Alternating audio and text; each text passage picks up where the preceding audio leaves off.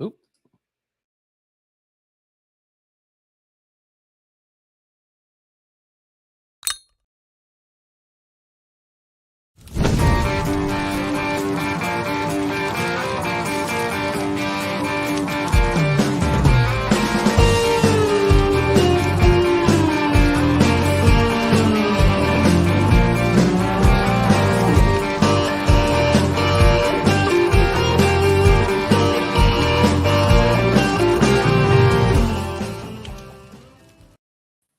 Welcome to the Mad Ones. I'm your sexist, incel, misogynist, ableist, biphobic, bald, gay bear cowboy host, Cam Harless. And with me, as always, is your feisty little thing hostess, Miss Jessica Green.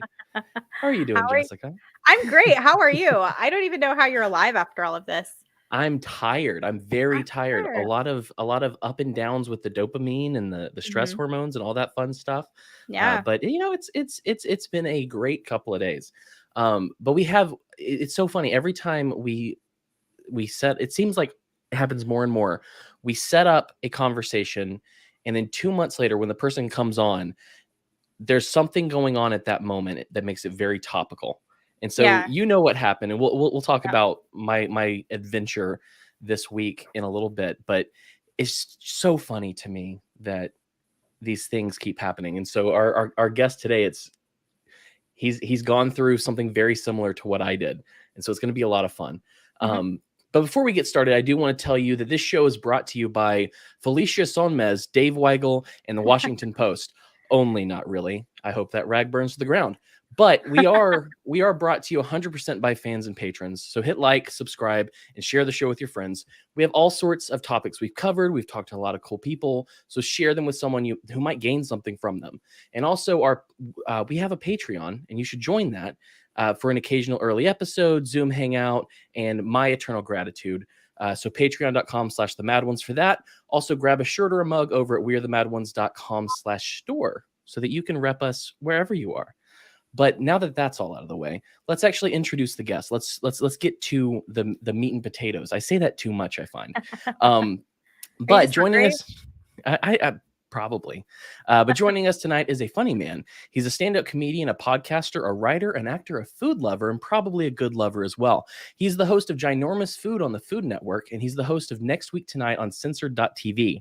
He may have been censored from our TVs, but he could never be canceled from our hearts. It's right. Mr. Josh Denny. Hey, what a lovely intro, guys. Yeah, meat and potatoes, emphasis on the potatoes. So I've had a wild week. Yeah, you have. I'm never the topic. Yeah, it's pretty cool, huh? Yeah. You know, it's an interesting thing. Like we go on the internet and we are tickled that people might be interested in things that we have to say. And then sometimes they're a little too interested in the things you have to say, and it blows your entire life apart like a hand grenade. Yeah. And you kind of got to deal with it. So, you know, we were chatting a little bit beforehand, right? Like we were like, yeah, it's interesting to see the nuances because, you know, the one thing that's tricky when it's like racial or it's about something like abortion or topics like that, you know, you get really, really passionate people on different sides of a debate, and you know, it can escalate to like death threats or people calling your employer or doing other things. But what I think is amazing about yours is that it's such a benign, tame joke. Yeah. And it's like a joke. If I would have seen it on my feed, I would have immediately been like, oh, it's hilarious, retweet. Like, yeah. I would have thought nothing of it. But that's what's amazing. And, you know, it likens back to in one of my cancel stories, I was working after I had done the Ginormous Food Show and had my cancellation, quote unquote, in 2018. I went back and got a corporate job. And I was recruited by a company called Travis Matthew, which is like a golf apparel company. And 2 days into the job, everybody knew I was a comedian. Everybody knew I had a TV show. 2 days into the job, I got called into the office of the HR woman. And she goes, yeah, one of the women who work for us remembered you from your cancellation last year and showed us your Twitter and everything else that you do as a comedian, and we're going to fire you. And obviously I sued them, and we didn't win.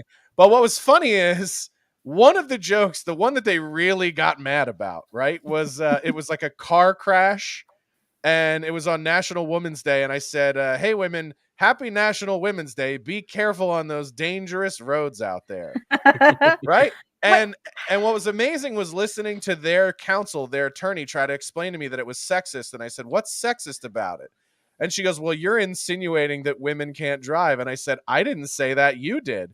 How do you know the women aren't the first responders?" And she just fucking froze, right? Which is amazing to me. And it's kind of the same thing of your joke. Is like, your joke's not even sexist unless you think that being bisexual or bipolar is a negative thing. Right. And Right. so the woman who was outraged is actually the person who is homophobic, right? And anti-neurodivergent, which I believe is the phrase, right? So she's actually the bigot, Impressive. and she's going, "How dare this person retweet these bigoted things?"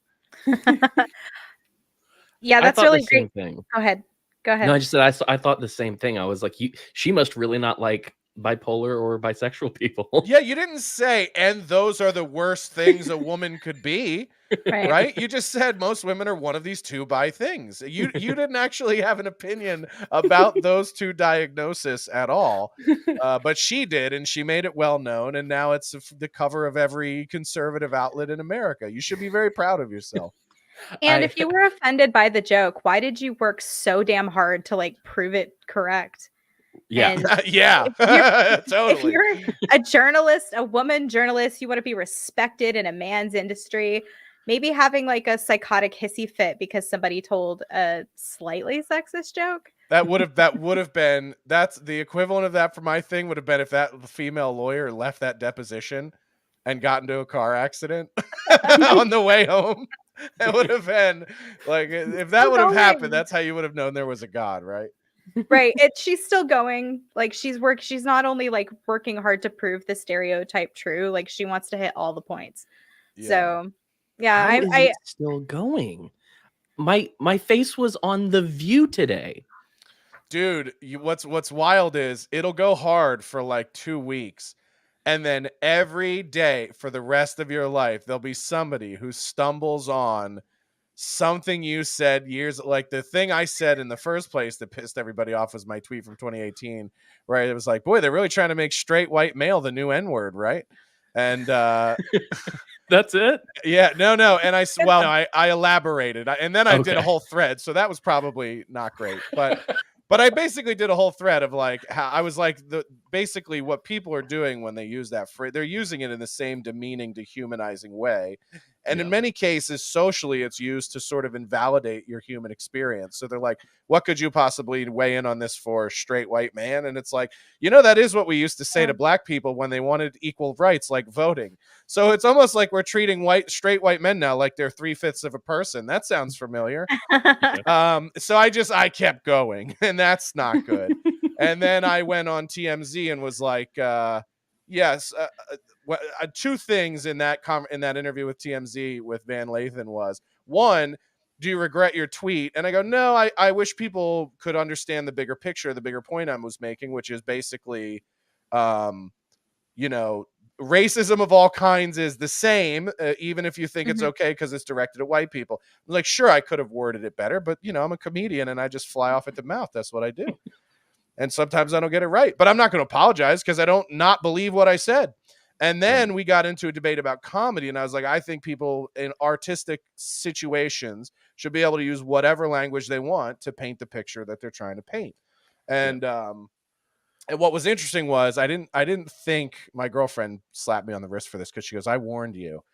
But when we went in, I said, are there any words you don't want me to say? Because obviously we're going to talk about language and comedy and art and everything else. So like, do you not want me to use the N-word? Do you not want me, like, how do you want to do this? I want to know what the ground rules are. And he was like, use whatever you want. And if TMZ doesn't want us to air it, they'll just bleep it. And I go, Right. okay. And then I use the word when we're discussing the word, so there's no confusion. And then immediately he like cuts me off, and he's like, I asked you not to use the word. And I was like, oh, you fucking totally set me up for this, right? So, but it was one of those things where it's just like, if we can't have the civility to have a discussion about a word, right, without getting emotional or freaking out or whatever, then what are we doing? Like, this idea that we're going to pretend that everything that's ever been done in a fictional situation is now like a documentary and a reflection of the person's actual Yeah. worldview is insane. Like, are we going to get to the point where now we're going to expect Ed Norton to go on The View and apologize for starring in American History X? Like, which, by the way, is a movie where he plays a racist to try to explain to people the flaw in racist ideology, right? Mhm. Yeah. And so it's like the idea that art can't use the offensive perspective to change the way people think for the better is like, it's a sad state of affairs for the intelligence of people that we Mhm. can't even look at something like that and derive the meaning from it, the intended meaning from it. Right. All I'll say about American History X is that I still, every now and then, it comes to mind that curb stomping, and Oh, I think about Yeah. my teeth touching a curb, and it freaks Oh. me. That freaks me out. Mm-mm. Never listen, mind the better stomping than part of it. a penis, am I right? No, I'm kidding. Ye- No, it's But it's the uh right it is the right and the duty of art to be offensive because that yes. is the function by which you hold a mirror up to yourselves as Yeah. people. Yeah, and that's And one of the things I said in that interview was I don't just think that art should be allowed to be offensive. I think it has a responsibility to be offensive. I agree. Absolutely. And so when people ask what your favorite work of art is, I'll often refer to the Kathy Griffin holding up Trump's head, Mhm. mainly because a lot of the people I run around with are former or finding their way out of conservatism, and that part kind of freaks them out. So this photograph of this woman holding up this paper mache bloody head causes a visceral emotional reaction within you. That's art. That's Yeah. the definition, the meaning of art. And so you can't get happy when somebody does that to the left or the liberals, whatever you want to call them, your political enemies. Some comedian does that to your political enemies and you cheer. And when it's done to you, you can't handle it. The way to handle that is to say, yeah, I have a visceral reaction to that. That's art. And I, even though it offends me, I want it to be there because it holds Yeah. a mirror up to myself. I was never somebody when Kathy Griffin did that was like she should be canceled for this. I laughed that she was because it's sort of like Yeah. live by the sword, die by the sword, right? If Agreed. you're, Agreed. you know, and it was also, it was also fitting that that happened to her because I can't remember the timeline if it was before or after. So the Covington thing that happened to her was Right. either payback for that or probably karma that ended up happening to her, whichever Mhm. one came first. Because how can you be mad that you're canceled for the Trump thing, right? That's the risk you take as an artist, and then you're trying to get the names, you're trying to dox these Covington Catholic kids. Yeah. And then we find out the Kids. full story of the thing that they were not the antagonist in that situation whatsoever. Yeah. And then, Right. so like, God forbid some Kathy Griffin fan, one of the three was amped up enough at her calling for that to go kill one of those kids, But I and think that's, oh, sorry, go ahead. no, when you look back in a history book or an art history book, maybe 40, 50 years from now, that photograph will encapsulate a time in a really unique way.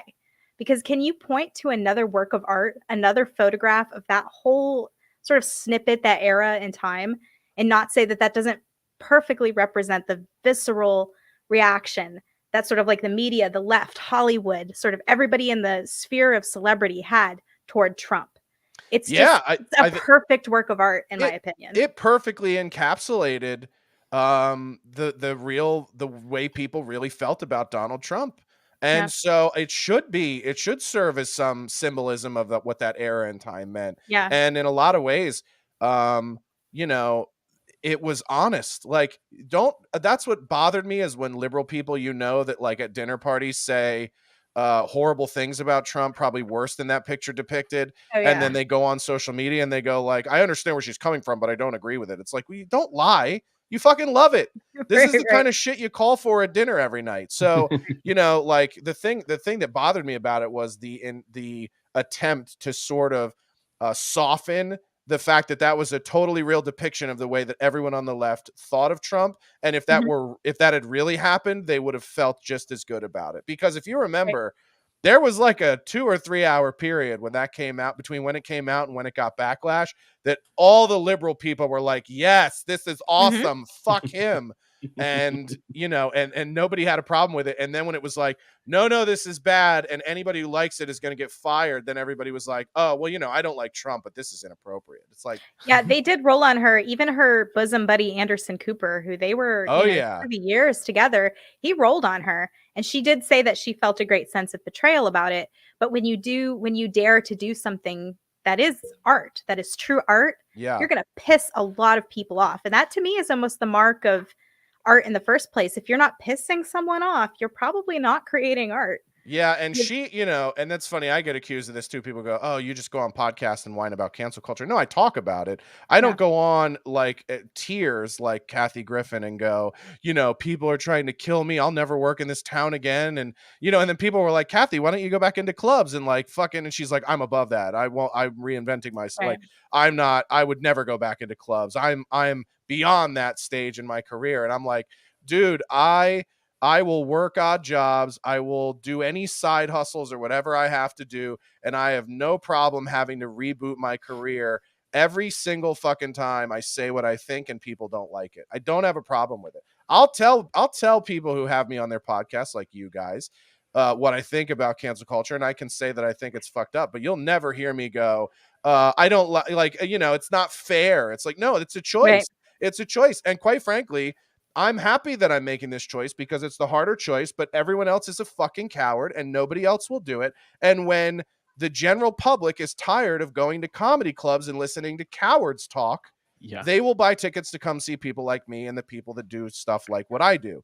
And well, they already do. Yeah. They so sell out the offensive people, the people who shouldn't be, the people who are awful, bigots, terrible, kick them off. They're the ones who are selling out places. Yeah. I don't think I'm wrong. I think I was just early, and I made the mistake of like having this happen before I had a lot of money and security, which I don't recommend for anybody. But like I was just my career plane was just starting to hit the and we didn't realize that we were on the wrong size runway because we got about here, and then it was like, you know what I mean? So, but listen, man, everything happens for a reason. All that stuff led me to working with people like Gavin McInnes and Anthony Cumia and people that I really love their work and have respected for a long time. And now it's like we get to work together on things. We're collaborating. We're all having fun again. It feels like comedy 15, 20 years ago working with these guys. So, that to me is worth it. I've wondered if we've hit a sort of high water mark because Cam, his tweet at least, appeared on The View today. And so squashing aside my utter excitement to see my friend's tweet appear on The View, I also noticed that they kind of took the part of saying that, hey, this woman who's making the stink about everything, the one who's throwing a fit, she's kind of the one who's at fault here.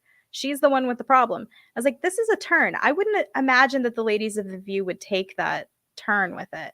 So it's like, I wonder if, the woke currency, the outrage currency, I wonder if it just doesn't trade for as much anymore. Yeah, and by the way, there are probably, 10,000 comedians in America who have been trying to get a joke of theirs on network television, and you just did it without trying, and boy, are they gonna hate you. Dude, my fellow shit posters, there are several out there that right now hate me. And it's so funny because they're trying not to be mean to me because they do have some respect for what happened, right? What I've done. But they're like, you can tell when they're typing underneath things that they're just like, how did he do? This is the golf equivalent of a hole in one. Like you only get one, like you get to sink one like this once in a lifetime. Right. Totally. Yeah. This was literally like, this is like in Karate Kid 2 with catching the fly. And he's like, just grabs it and does it right away. And Miyagi gets pissed. He's like, you begin a rock.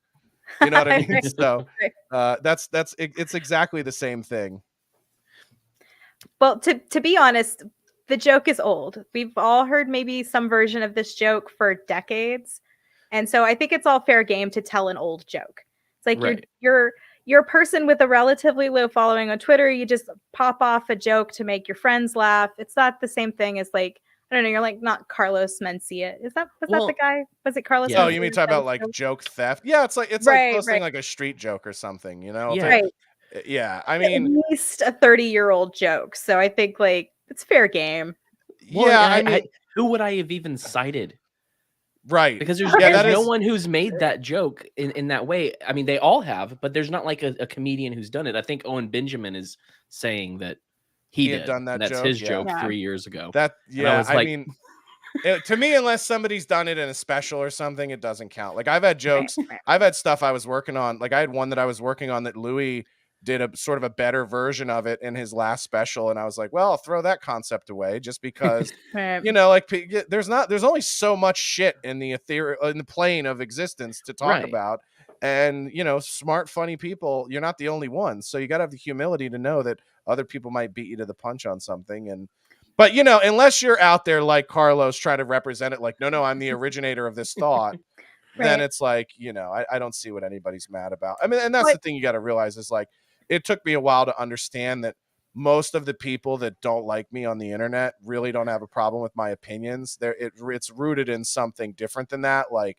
oh, they were mad when I got a TV show because they think they're a better Right. comic, or they think a comic they like more than me should have gotten that opportunity, or I'm undeserving of it, or Right. whatever. You know what I mean? And you'll see these people nonstop in Twitter. I had a guy the other day. He's like, "You're a fucking loser," or something. He was like mad at me about something I tweeted. And I was just like, his Twitter picture was like a selfie. And I was like, at least I have one friend who could take my fucking profile picture for me, you nerd. So I wanted to ask you. And then he changed his profile picture. And he's like, you can't even roast me back. I was like, bro, I roasted you so hard. You changed your profile picture. well, That's like a mic drop. what's funny is in these situations, like what we're talking about, you find out who your friends are. Oh, yeah, for sure. Because Yeah. it's like the people who are like, I can't tell you how many calls I got emails. I got a text from my old boss that I haven't spoken to in 5 years. I got an email from some guy I haven't seen in 7 or 8 years. I've, you know, like my grandfather is like, good joke, son. And I'm like, I made my mother proud by telling a bisexual joke. What, and going on Tucker Carlson. Like, Yeah. what world is this? What world am I living in? It's But amazing. I think what's funny, I think kind of why this joke hit when it hit was because of when I posted it. Because I think for 2 reasons. One, because I posted it on June 1st, the Yeah. first day of Pride Month. And I think that it did this for 2 ways, because there are some people who wanted to be offended because I was making a joke that included LGBTQ Yeah. alphabet people, and then there were the people on the other side who love it. And I think it's because they're so damn tired of this pride stuff. They're so Mhm. tired of this stuff being like shoved down their throats. Yeah. If I Not would have, that they if I was you- a smarter comedian, I would have followed your lead, because I had an old joke where that I used to do in my act where I said bisexuals are just gay people whose parents are still alive, and I was I should have retweeted that on the first day of Pride. What am I thinking? right. Well, and I think that that's what it was. It was kind of a mixture of people are tired of having to deal with, not that they have anything against gay people, but they're like, No. do I have to In walk fact, into that joke Target and explain to my kid why there are shot glasses that say different kinds of gay on them when I'm walking through the store? Do I have to do that? I mean, there are that's legitimate, you know? Like, who wants to have that conversation? Well, imagine, and this is the thing that I say all the time, is like, you know, this is where the right kind of has a point, is like we're infringing on a territory now where LGBTQ is an ideological thing, like a religion. And so imagine if you went into Target and every fucking piece of clothing was religious. There Right. were crosses on everything and scripture on everything. And if you were not Christian, you would be fucking infuriated. So it's a natural reaction, I think, for people to look at this and go, I want you to fuck whoever you want to fuck, and I want you to do these things, and I want you to be happy. But like, you're starting to infringe into mainstream society in a way that is not in the vision of what was intended for America. The idea was sort of live and let live, not live and shove everything you believe in my fucking mouth 24/7. Yeah. Right. Well, also, I don't think that gay people can get mad at your joke because it kind of makes them Batman. Yeah, I guess so, right? Right. Yeah. I would be hard pressed to be angry if someone compared me to Batman. That's all. If you know, if unless in that version of the Batman saga, Alfred is a former Catholic priest who has stepped in to raise Bruce Wayne after the death of his parents. Oof. It's pretty great. Let's write it, guys. That explains Robin now. Yeah, it does. Yeah, it does. He goes, Bruce, what's one thing that's better than one young crime fighting man? How about two? And he goes, should I get someone bigger than me, stronger than me? Same it. No, younger, smaller, thinner, tighter. Oh. How about a gymnast? How about someone who was with a acrobatic family or something? And he's like, so they start going to the circuses, and he's like, that one, the spinny tight one. And then they were like, his whole family died. And then, let's kill his family. Yeah, let's kill the Graysons, and then we'll take this sexy little twink home. We'll dress him up, put a little cape on him.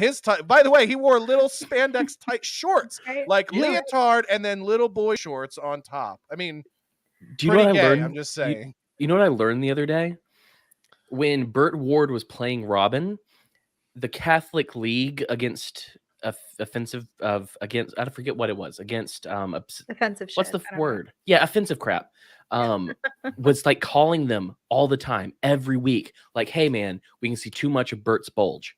You can't have Robin's bulge out there like that.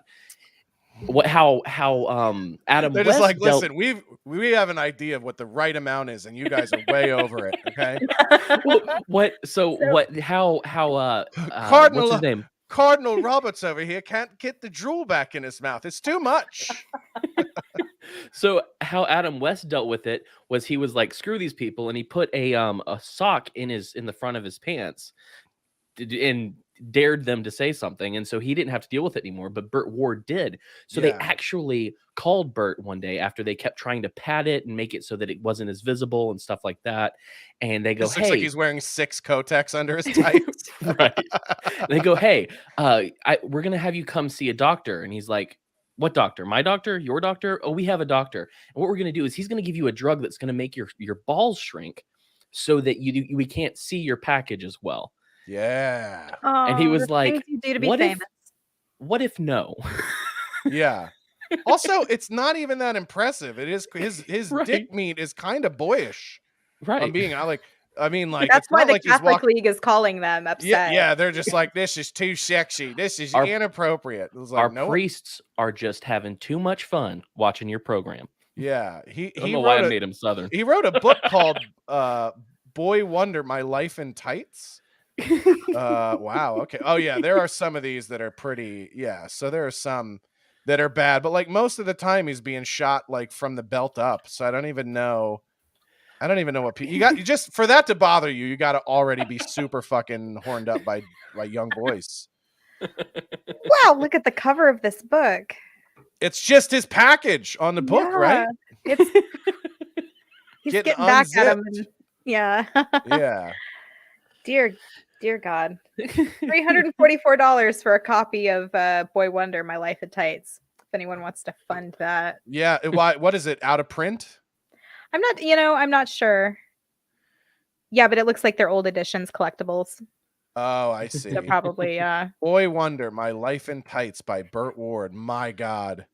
So if you find that book in a used bookstore, you've hit the pay dirt and buy that shit for likely 50 cents. And yeah.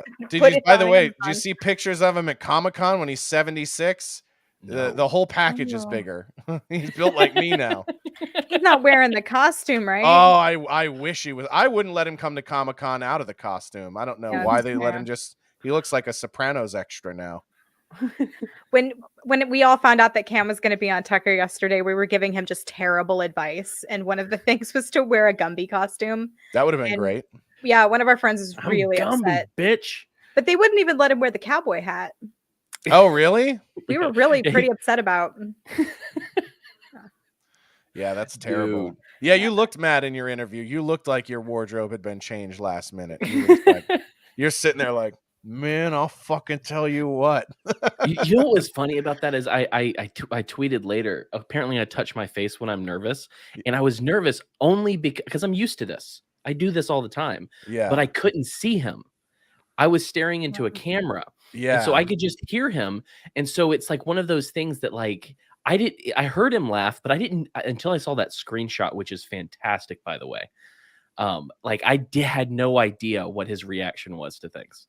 Like I was just like, because you're trying to I bounce off of physical Expressions. yeah, like Right. I did a podcast one time. Someone invited me to their podcast, and they're actually good friends now, Nick and Lizzie Picone. And they did it, and it was only audio, and I couldn't see them, and they couldn't see me, and I knew nothing about them at that time.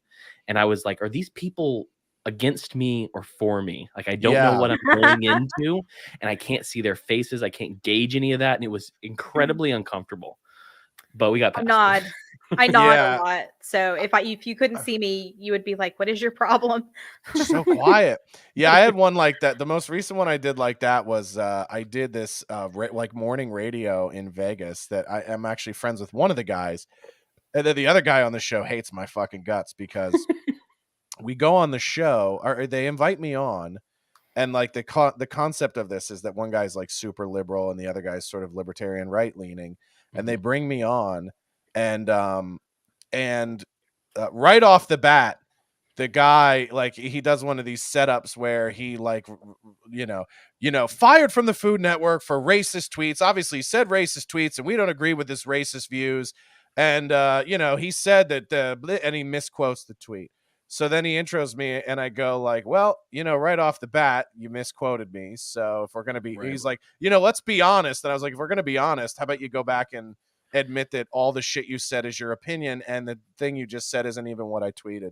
I was like, if you consider yourself a journalist, why don't you actually have the quote ready to go and say Right. the actual? And then he exploded. So it was obvious that this guy had like already worked himself up to like try to lay into me on the show, Right. and I just called out the fact that he started off being a total fucking liar, and like the media want to do. And he just didn't handle it well at all. And he's like, this is what's so funny is I think this was after the abortion thing went nuts in September. What was that? The abortion one was when the Texas abortion ban happened, which I was like, cool, finally somebody's doing something to say we got to put a regulation on this. It's getting out of control. And so my feed was just all women like, this is an atrocity. Our rights are being stripped from us. It's Handmaid's Tale. And I just said, 6 weeks. Calm down, broads. You still have 6 weeks to decide that your life is more important than somebody else's. And then which I was just like trolling, right? And then somebody replies back and goes, most women don't even know that they're pregnant at 6 weeks. And then I said, whores. Only whores wouldn't know that they're pregnant at 6 weeks. And the internet lost their fucking minds. And it was just like a same thing. It was like sexist, misogynistic. I go, it's a joke, dude. It's a joke. I also agree with the ban, but it's a joke, right? Right. And what was funny is that like that, it's really like it strikes a chord. Like the reason people are so fucking outraged is that there's some truth to what I'm saying. And it's like, I've been very vocal about this on my podcast. My views on abortion have swung completely the other way because I think the concept that I came up with in the 90s that I witnessed as a teenager was safe, legal, and rare, worst thing that a woman could ever have to decide to do, and it's a last case scenario thing. It's not that way anymore, man. No. It has completely changed. Like women are high-fiving at the clinic and fucking making, what, you guys want to come back and do this next week? So it's like, and I think it's had this dramatic cultural effect on the way we view human life in America. And I think it's created this existential crisis about devaluing human life. So my perspective has changed. And also, I now look at it from a constitutional perspective of if the inalienable human rights that we declared in the Declaration of Independence when we decided we were going to become a nation was life, liberty, and pursuit of happiness, then our laws, the only laws we should have are ones that protect those promises to our citizens that were made in the initial, documents that framed our country. So it's sort of like, I got into this with another buddy a week ago where he's like, well, the moral argument about abortion, I go, I don't even have a moral position on it. My position is that the Constitution grants citizens the right to life, liberty, and pursuit of happiness in that order. And that if we're upholding the Constitution, it's the only situation where we allow an individual to electively end the life of another person, and it's not a crime. So it's just inconsistent with our law, and it's not upholding the Constitution. End of story, right? So for those two things, that's just sort of my stance on it. I think when you start to get into religion and everything else, the whole idea of separation of church and state is that we don't enter into those debates in a civic society, because you should be free to practice what you believe. I should be free to practice what I believe. But the framework is you don't get to kill other people, regardless of Right. your reason. And so, but it's amazing to me how much people will, try to pivot that. Like, well, this radio show guy was like, you probably don't even get pussy. You don't get, when was the last time you got laid? And I was like, I've been in a committed, serious relationship for 10 years. So 10 years, you know what I mean? Like, also, I was like, it's not your business, dude. Like Yeah. the fact that you think that, like, I could be getting laid 10 times a day, it wouldn't change my opinion Okay. on this. But also, I think that people need to realize that with the repealing of Roe v. Wade, they put it back in the hands of the states, which means some states will Right. increase access to abortion way Sure. past the point where any rational pro-lifer or even rational pro-choicer would agree that that's like an acceptable limit. Well, They and can do that. it's retaliatory. Like Yeah. when Yes. when the Roe v. Wade, it's, first of all, it hasn't even happened yet, everybody. So it hasn't even fucking happened yet. And Gavin Newsom, where I live in California, came out and was like, we're gonna fucking open it wide open. You could be 9 and you can abort a fucking 3-year-old. We don't give a fuck. Like, so it's like they're gonna go so far the other way. And I actually fucking hope they do, because I hope it brings Californians to their senses. Like, wait a minute, this shit's out of control. Like, I did a speech for Walkaway a couple weeks ago, and I said, of course, they're going to have no limits on abortion in California. The government in California does not value human life at all. And if you don't believe me, take a trip down to Skid Row and look at the 60,000 people living in squalor in the most taxed city in America, and tell me that government gives a fuck about human beings. They don't. They don't care. Yeah. They don't give a shit. He's just going back to the winery, spending more of your tax dollars. It's corruption at its highest. And, at some point, I hope people in the United States, and specifically in states like New York and California, wake up and go, yo, that's insane. So I actually hope the left just keeps going more and more crazy, so that the pushback against them is stronger and stronger and stronger with each election. Yeah. Well, and you mentioned, they said, you must not get laid, which I think is funny, because that was one of the first insults that I got. Of was course. that I'm an incel. Incel, yeah. And I'm like, okay, so what was funny about that is I read it. I wrote my little article. I don't know if you read the article that I wrote.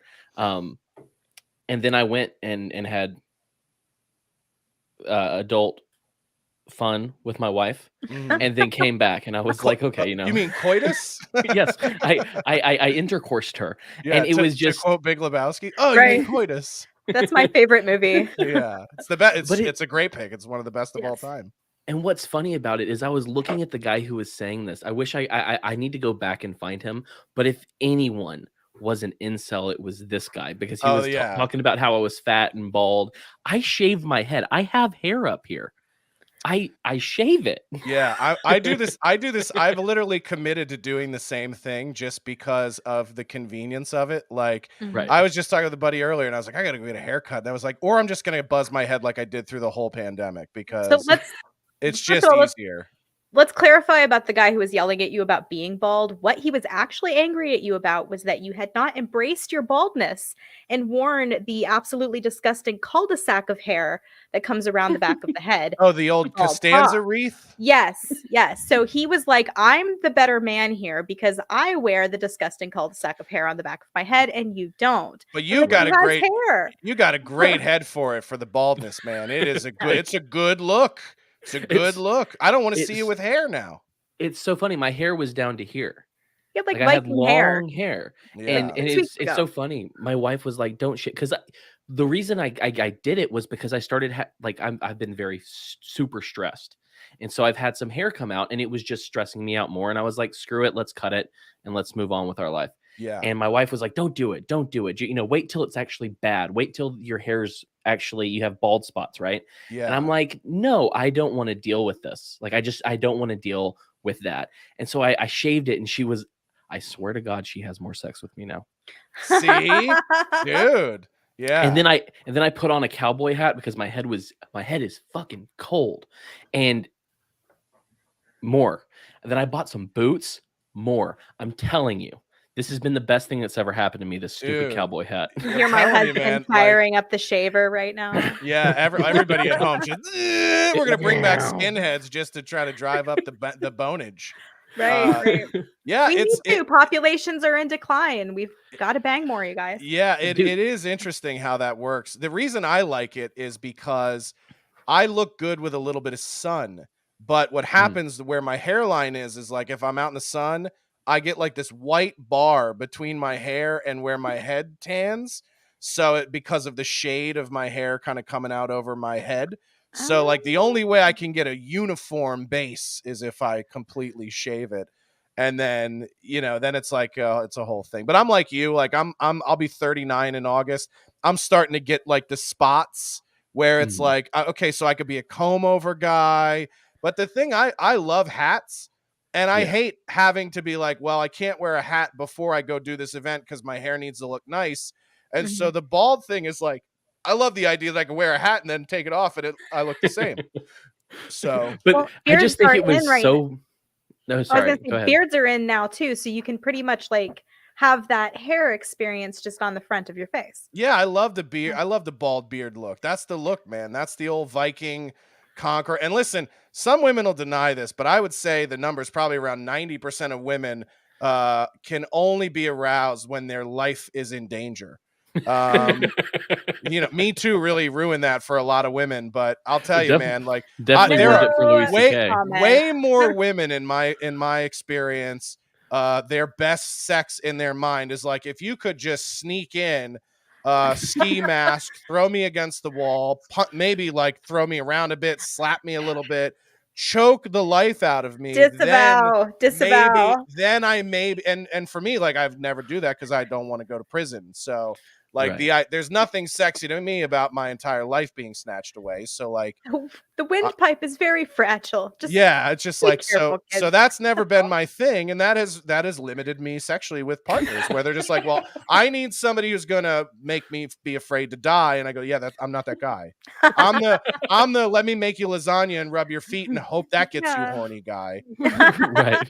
Well, that's what was so funny is I've had girlfriends who were in the past who were like, yeah, I really, I would like it rough. And I'm like, that's not me. I'm the sweetest boy. I may type some stuff and say some stuff that's mean as shit, but I'm a very sweet boy. Yeah. So it's like, it's not the easiest place for me to go. Yeah, it's even dirty talk. I like, and this is a problem with me as a comedian. When women are like, talk dirty to me, I always go over the line. And then I'm just like, oh, so now I'm the asshole. You just I thought we were playing and we're doing a bit. Well, that's what makes me feel so bad for Louis C.K. because he did everything right. He asked permission and was granted it. I mean, I don't feel like at that point he's in trouble for anything. Yeah, it's just, it's I think that has to do with your proximity between the women and the door, which could have just been coincidence. Fair point. But now I know that if anyone ever asked me to jerk off in front of them, I just have to like, all right, you go by the door and I'll go to the other side of the room. Right. It's just to level out the power dynamic so that it's not, Can we get one of those plexiglass sneeze guards they use during COVID just for ultimate What safety? I'll do is I'll build a Chipotle and then I'll lay where the toppings and stuff is, and then I'll pop under the sneeze guard, and then you're safe. You can walk along and go, I'll take some sour cream, some cock. What is this one? And you go, that's the new vegan. And they go, is that any good? And I go, I don't know. I've had it a couple times, but it's but I still like the classic chicken. And they go, okay, I'll eat the chicken sometimes, but maybe I'll get a barbacoa. And then you just blast them. Stay away from the aioli, man. I'm so glad there's a guy behind her who's like, hurry up. There's not enough jizz for everybody. You're taking too long. Cindy, I'm so sorry. Oh, sorry. My mom. Yeah. My mom's sorry. watching. Sorry, Cam's mom. Oh, she's never been to a Chipotle? Is that what you're telling me? How did you get here then, Cam? How did you get here if she's never been to a Chipotle? It's a fair point. according to the conservatives on Twitter, I'm the second coming of Christ, I think. Yeah, for now, until you go against the grain. Right, which I'm going to. Yeah. I'm going to. The one I love is they recruited me to go on Getter when Getter was starting. And Jason, the guy who owns it, was like, or who's like the CEO, he's like, yeah, man, come over. It's fucking wide open free speech. So I go over there and I start posting jokes. And everyone's like, oh my God, the language. And I'm just like, okay, well, I don't want to have people clutching their pearls over here. I've spent a decade building a following on Twitter. I'm not going to come over here and be finger wagged at every day when I do Right. jokes. It's like I'm telling people, like, we're trying to build the YouTube following because most of our stuff has been audio for many years. And so I'm trying to get that up to the monetization point, and people are like, "Oh, are you on Rumble?" And I'm like, "I'll get on Rumble, but I Yeah. just want you to use your Google account that you own to hit the subscribe button so that I can continue on in all of the places." Yeah. Like Yeah, making money at this happens in aggregate. Like, there are big shows like an H3 or something where they make, probably hundreds of thousands a month just off their YouTube, but it's like, I make a little bit off of the audio and a little bit off of the video and a little bit off of this and a little bit. It's like you got to piece it together. Otherwise, it's very hard to keep doing this stuff. Oh, I did want to Also, ask you a question. Oh, go ahead. I'm sorry. real quick, Go ahead. just because he said H3, if I could stop hearing Ethan Klein speak ever, I would be the happiest man alive. Yeah, my girlfriend hates his guts. Dude, I used to like him when he was doing stuff with iDubbbz that was actually good before iDubbbz sold out too. Yeah, I've never liked him. Never been a fan. It's not the Tourette's or the fact that his wife is Israeli. It's both of those things. No, I'm kidding. But no, it's yeah. I've never. I never loved listen. him. Yeah, I'm just saying, like, he made the triggered meme. He was kind of like in the getting close to the funny zone. And iDubbbz I thought was hilarious at times. Like, I loved Content Cop, but it's like, if I have to hear that dipshit's voice one more time, how is he doing crossover episodes with Bert Kreischer and Tom Segura? Yeah, I mean, I'll tell you how. I mean, Bert and Tom are. This is the thing about Bert and Tom you have to understand. Good guys, right? I have no problem with either of them. I've known them both for a while. I haven't known Bert as long as I've known Tom, but I've been doing shows in LA with Tom for 10 years. And so I actually met him through a dude named Patrick Melton, who was the host of the Nobody Likes Onions program. I used to be a co-host on there regularly with him, or regular guest. And Tom and him were really good friends. And they all, like him, Tom, and Bert all know each other from Florida. So I kind of knew those guys from back then. We would do occasional shows together, whatever. But they're all real nice, genuine dudes.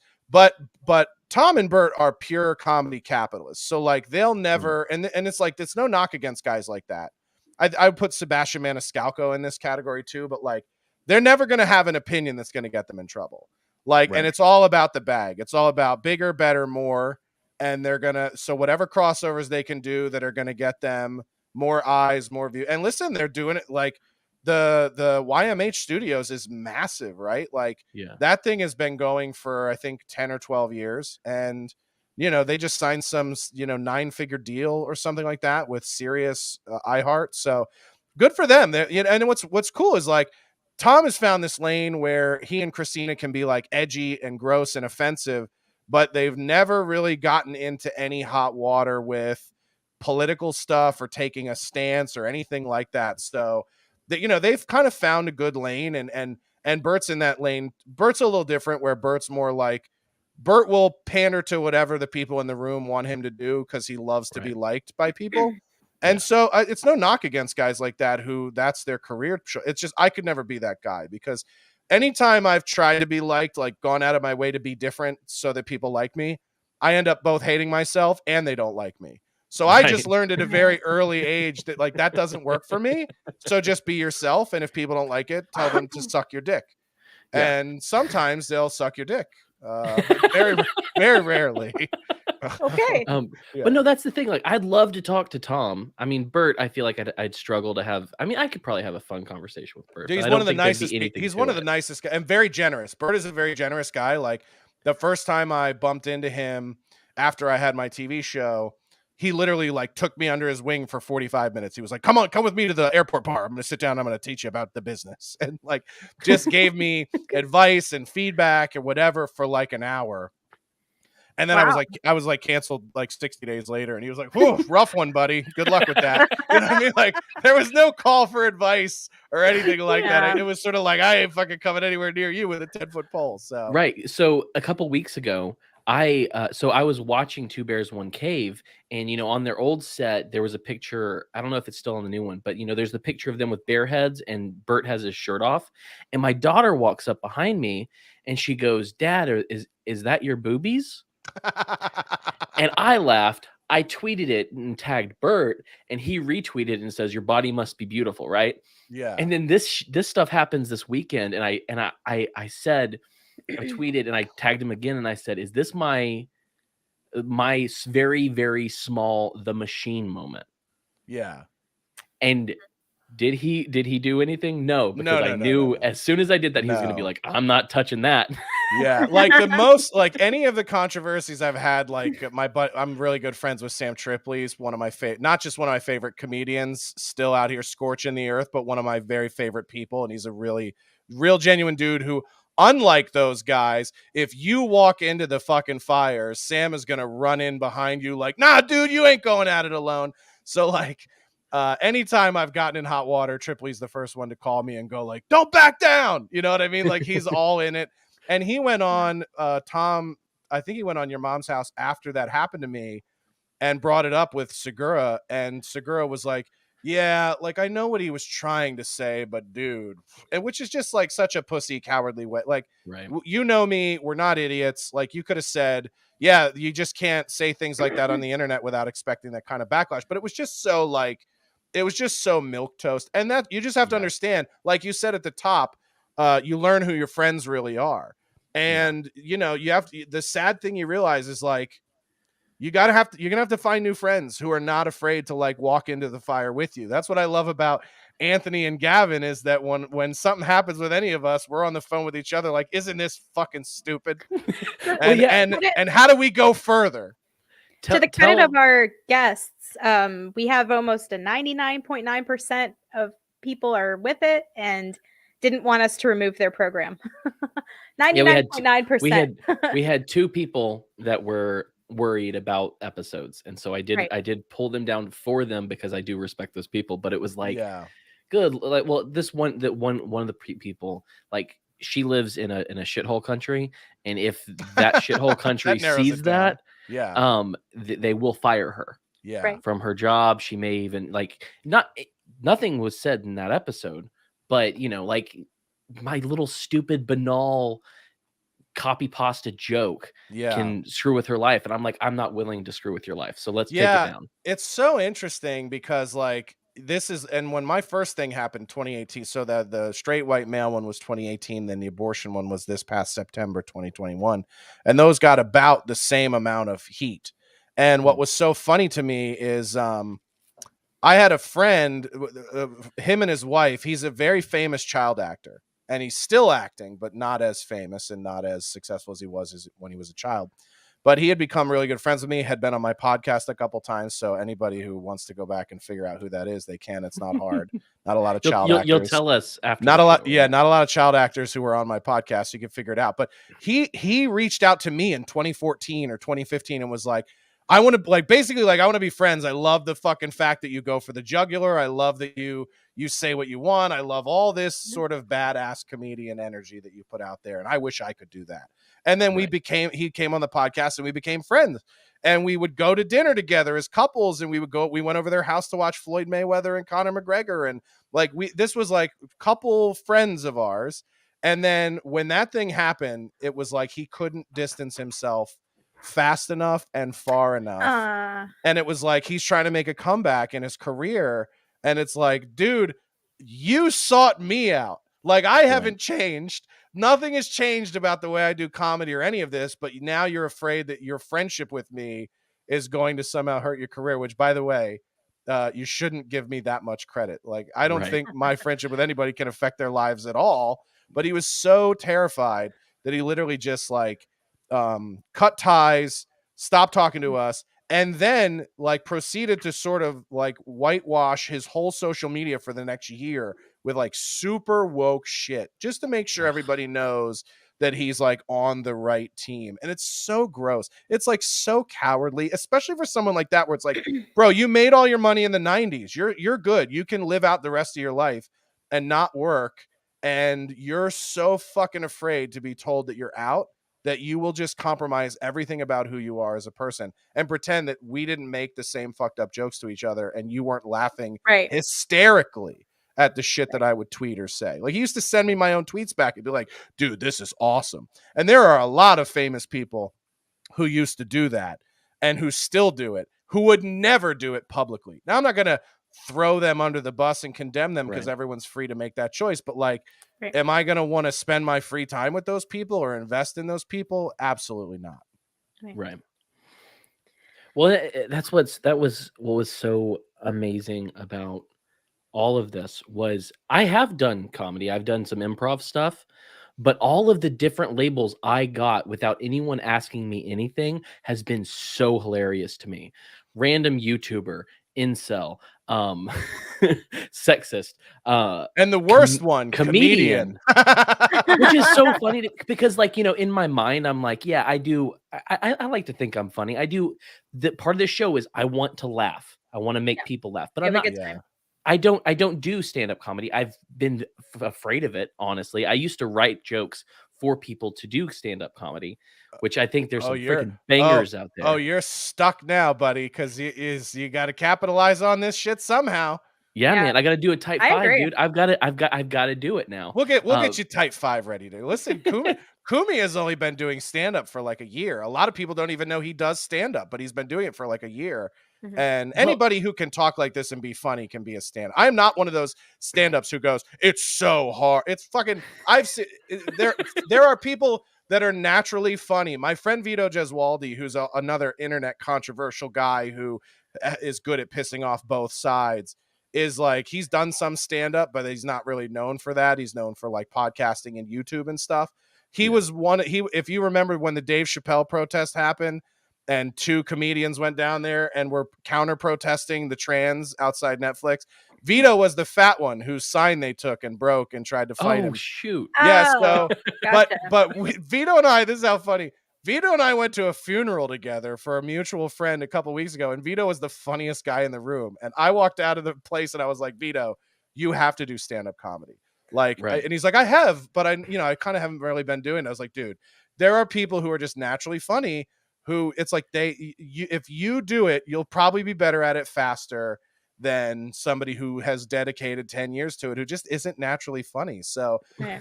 there are plenty of people out there, I promise, that are way less funny than you who are doing stand-up and have been doing it for a long time. So I'm never going to tell you the can't. utmost compliment. No, it's funny. Our friend Brad taught improv and did stand-up, and he's like, I consider you a comedian. And he said this in the last episode, and I'm like, I guess, but what was funny, the reason I haven't done it is I grew up in the church culture. I am Christian, but I'm also I'm like edgy Christian. Let me look at these.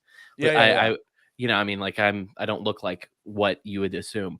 But my brother was doing stand-up. He's since stopped.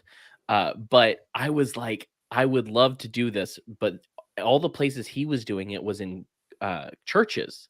Yeah. And I was like, it wouldn't work, dude, because I'm going to start making like, I remember he was like, why wouldn't it work? Why wouldn't it work? And I was like, well, the first joke that I thought of is at that time was about how, having kids is like growing a retarded person until they're not retarded anymore. Yeah.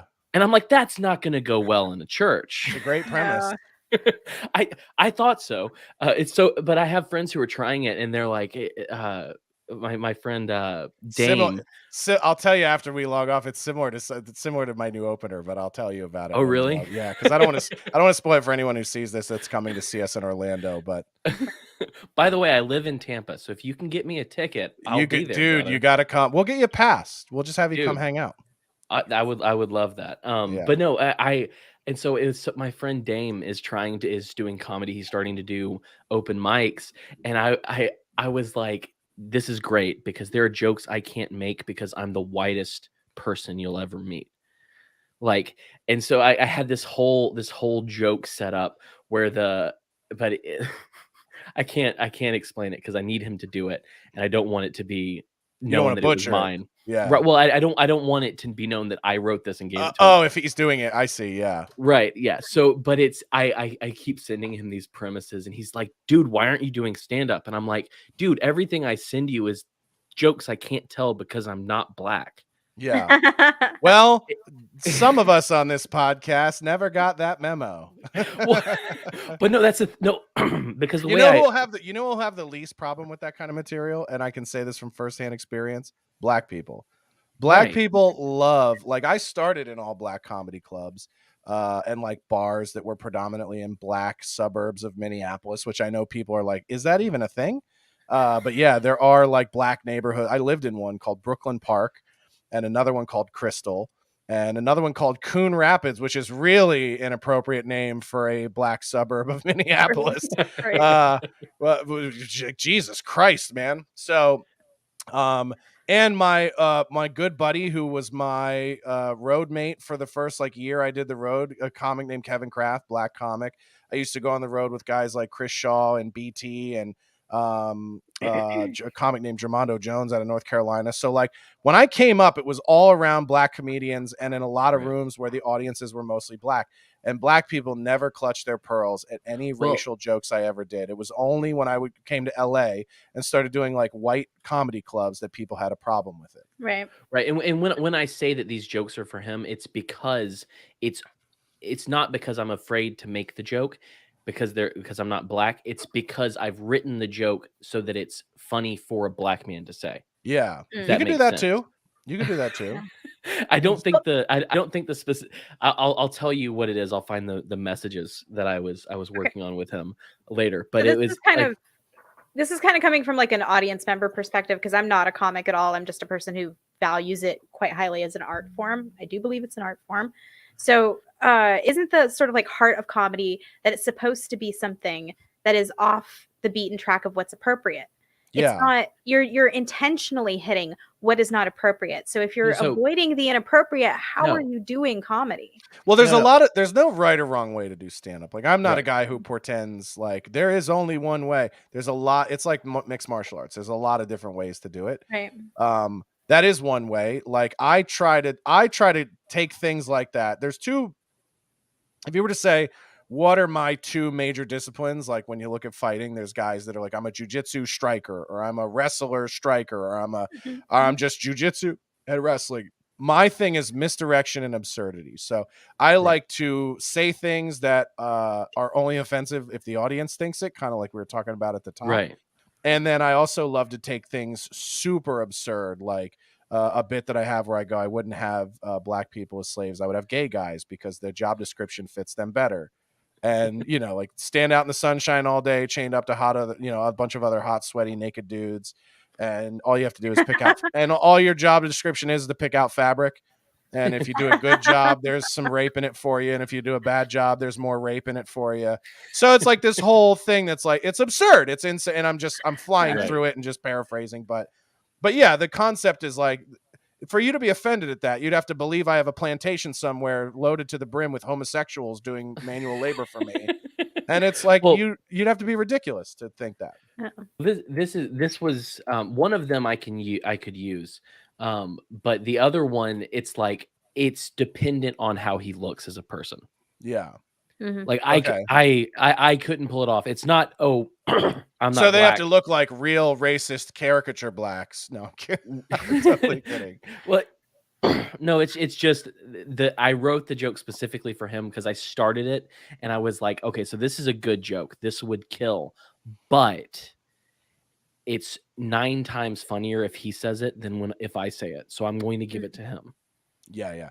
It's There like are Nice. those ones, and that's the thing about having like a network of comic friends is sometimes I'll write something and it's not in my voice, and I'm like, right. oh, this would be great if my buddy Carl did it. Like we Yeah. both wrote a joke the other day where we were just dying. We were dying to each other, and he goes, that's like an old Paul Mooney joke, like that concept or that joke. And then he can do an incredible Paul Mooney impression. So he literally just did the bit as Paul Mooney, and I was like, "Oh my god, please do that on stage as Paul Mooney." And he was like, "I'll get murdered." But yeah, not by Black people. Yeah, no, by white people, By they're white like, "We're people. doing this for you, the Blacks," and they're like, "We thought it was funny." So, but no, that's what's funny is like Jessica. I had a tweet that I sent to her before I did it because she refused to do it because I said, "Hey, this is a joke a woman needs to tell." I can't tell this one. This is one you need to tell. And she wouldn't tell the joke. And I was like, damn it, I'll do it. Yeah. You were talking about me and I lost audio, so I don't know what you said. So I hope you No, got whatever it was in, and it was like It was fine. awful. You're It right. was fine. no, I just He was I telling just people the mentioned- exact dimensions of your genitalia. Is that a problem for the show? Wow. Yeah, no, I- some people out there think we're married. So He had schematics. I was like, how did you Right. throw that up in a there's a Well, power, her whole husband's PowerPoint in this. her husband's a scientist. So Oh, well. so he would, no, I was telling him about the Does time he I use had does a he joke. just test the pH before you guys have sex every time, like a pool man where he's just like blows on it? He's like, oh, this is off. It's like, we I gotta drink something. Right, yeah. No, thankfully not. No, he doesn't seem to be that picky about it. So Yeah, It's but Denny, like, man. but the, like as a comic, you can't help the things that fascinate you. Like the concept that, Right. like, what really fascinates me about slavery is how much we weren't told as children and how much most people don't know about it. Like the fact, like when I do a special at the end of the year, which is something I'm trying to ramp up to, I have this closing number that is literally about the idea that that the largest plantation in South Carolina during the Civil War, leading up to the Civil War, was actually owned by a black plantation owner, and he inherited it from the white owner, who was allegedly was his bastard son. He was the bastard son of this white guy, and but he left it to the slave as well as gave him his freedom. And imagine like being a slave on that day and thinking everything is over. And then you find out that not only are you now not free, but the new black boss is way worse than the old white boss was. And that's like a hilarious premise to me. I was like, what kind of Willy Wonka Oompa Loompa song do you have to present to the slaves to like not have an overthrow? You know what I mean? yeah. So it's just these silly things to me, but like people don't Yeah. know that the guy's name was William Henry Ellison. And there were actually quite a few black slave owners in the South that heavily funded the Civil War. So like, I didn't read that and go, oh, good, it was fine. I read that and went, why don't they tell us That about convinced me. Yeah, That I convinced me. wasn't Slavery's like, fine. so it was okay. No, it wasn't that at all. But it was just like, boy, there must have been more to this than what we realized. And then you start to investigate and you go, oh, the 3/5 compromise actually gave a lot of voting power and political power to the South because Right. slaves started counting as votes. And so, of course, the North, who was so-called anti-slavery, had two objectives in wanting to ban it. It wasn't because the North was better people. It was because the No. North said, we don't want to lose political power with the voting power of slaves.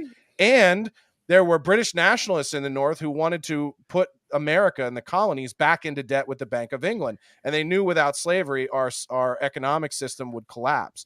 And so as much as we love to look at this and have this romantic thing of like the bad people in the South wanted slavery and the good people in the North didn't want it because it was wrong. And then they won and then good guys win, right? And now we're a better country. It's like, no.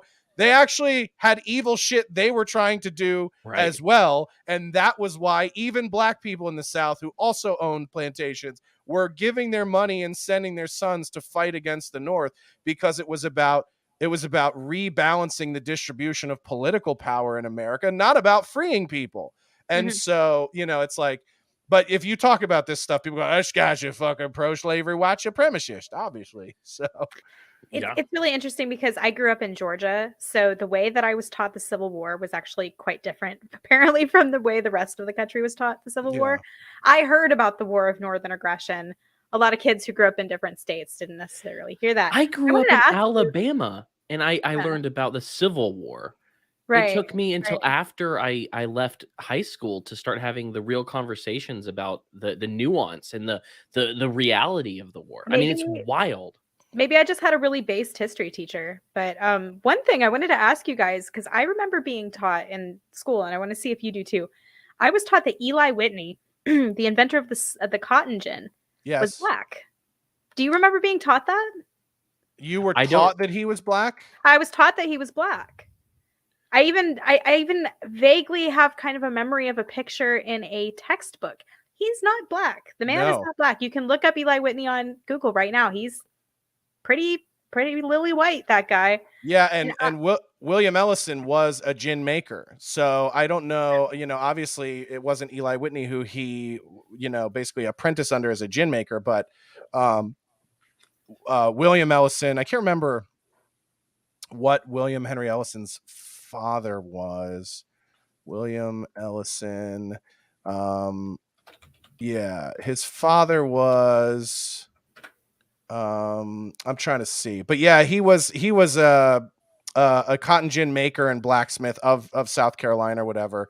And so part of the reason he sort of inherited the plantation was because he had the most knowledge on gin making and mass Mhm. production and that type of thing, and had actually wanted to kind of pivot his plantation into being more of an industrious gin manufacturing facility. So he was like, I'm going to need more slaves and Right. y'all are fucking up my business. Right. So it was weird how, and by the way, you know, that's absurd, right? The idea that somebody would need more slaves to create new inventions. It's not like we're all holding smartphones in our hands that are the product of that today, fucking 400 years later, right?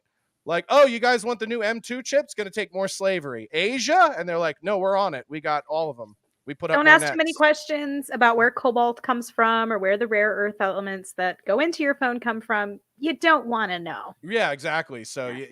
you know, diamond mines, lithium mines. You know, everyone's like, we don't want oil in America because it's damaging the land of Native Americans. Meanwhile, the guys who are mining lithium ion batteries in Africa are like, you know, they're not living great lifestyles, if you will. So before I forget, someone has asked me to ask you about the plane crash Oh lie. yeah, this is a troll question. The plane crash question is a reference to a story that I told on a podcast on Nobody Likes Onions like 10 years ago. And they always try to bring this up like it's some massive conspiracy of something that I lied about. But Okay. it's based on an argument I had with the host of that show like 12 years ago about gear up landings. So, you know, if you know anything about this host, he's a very know-it-all guy about everything. And we were arguing on a plane about gear up landings. And he was like, the only way you would know more about this than me is if you were in one. And I go, good, then I was in one. Right. And then because I had actually witnessed one, I was at a airport in Philadelphia when they had to do like the gear landing froze and they had to do a gear up landing. And we were arguing about how they foam the runway and how they do it. And he was like, the only way you would know more than me about this is if you were in one. And I was like, And this, cool, then I was in one. And and he's this like, is a really? troll? Yeah. And then that elevated into this whole thing of like, everything you say is a lie. Remember the plane crash story? And I was like, you mean the fucking shitty argument we had on a plane in front of your droopy faced girlfriend?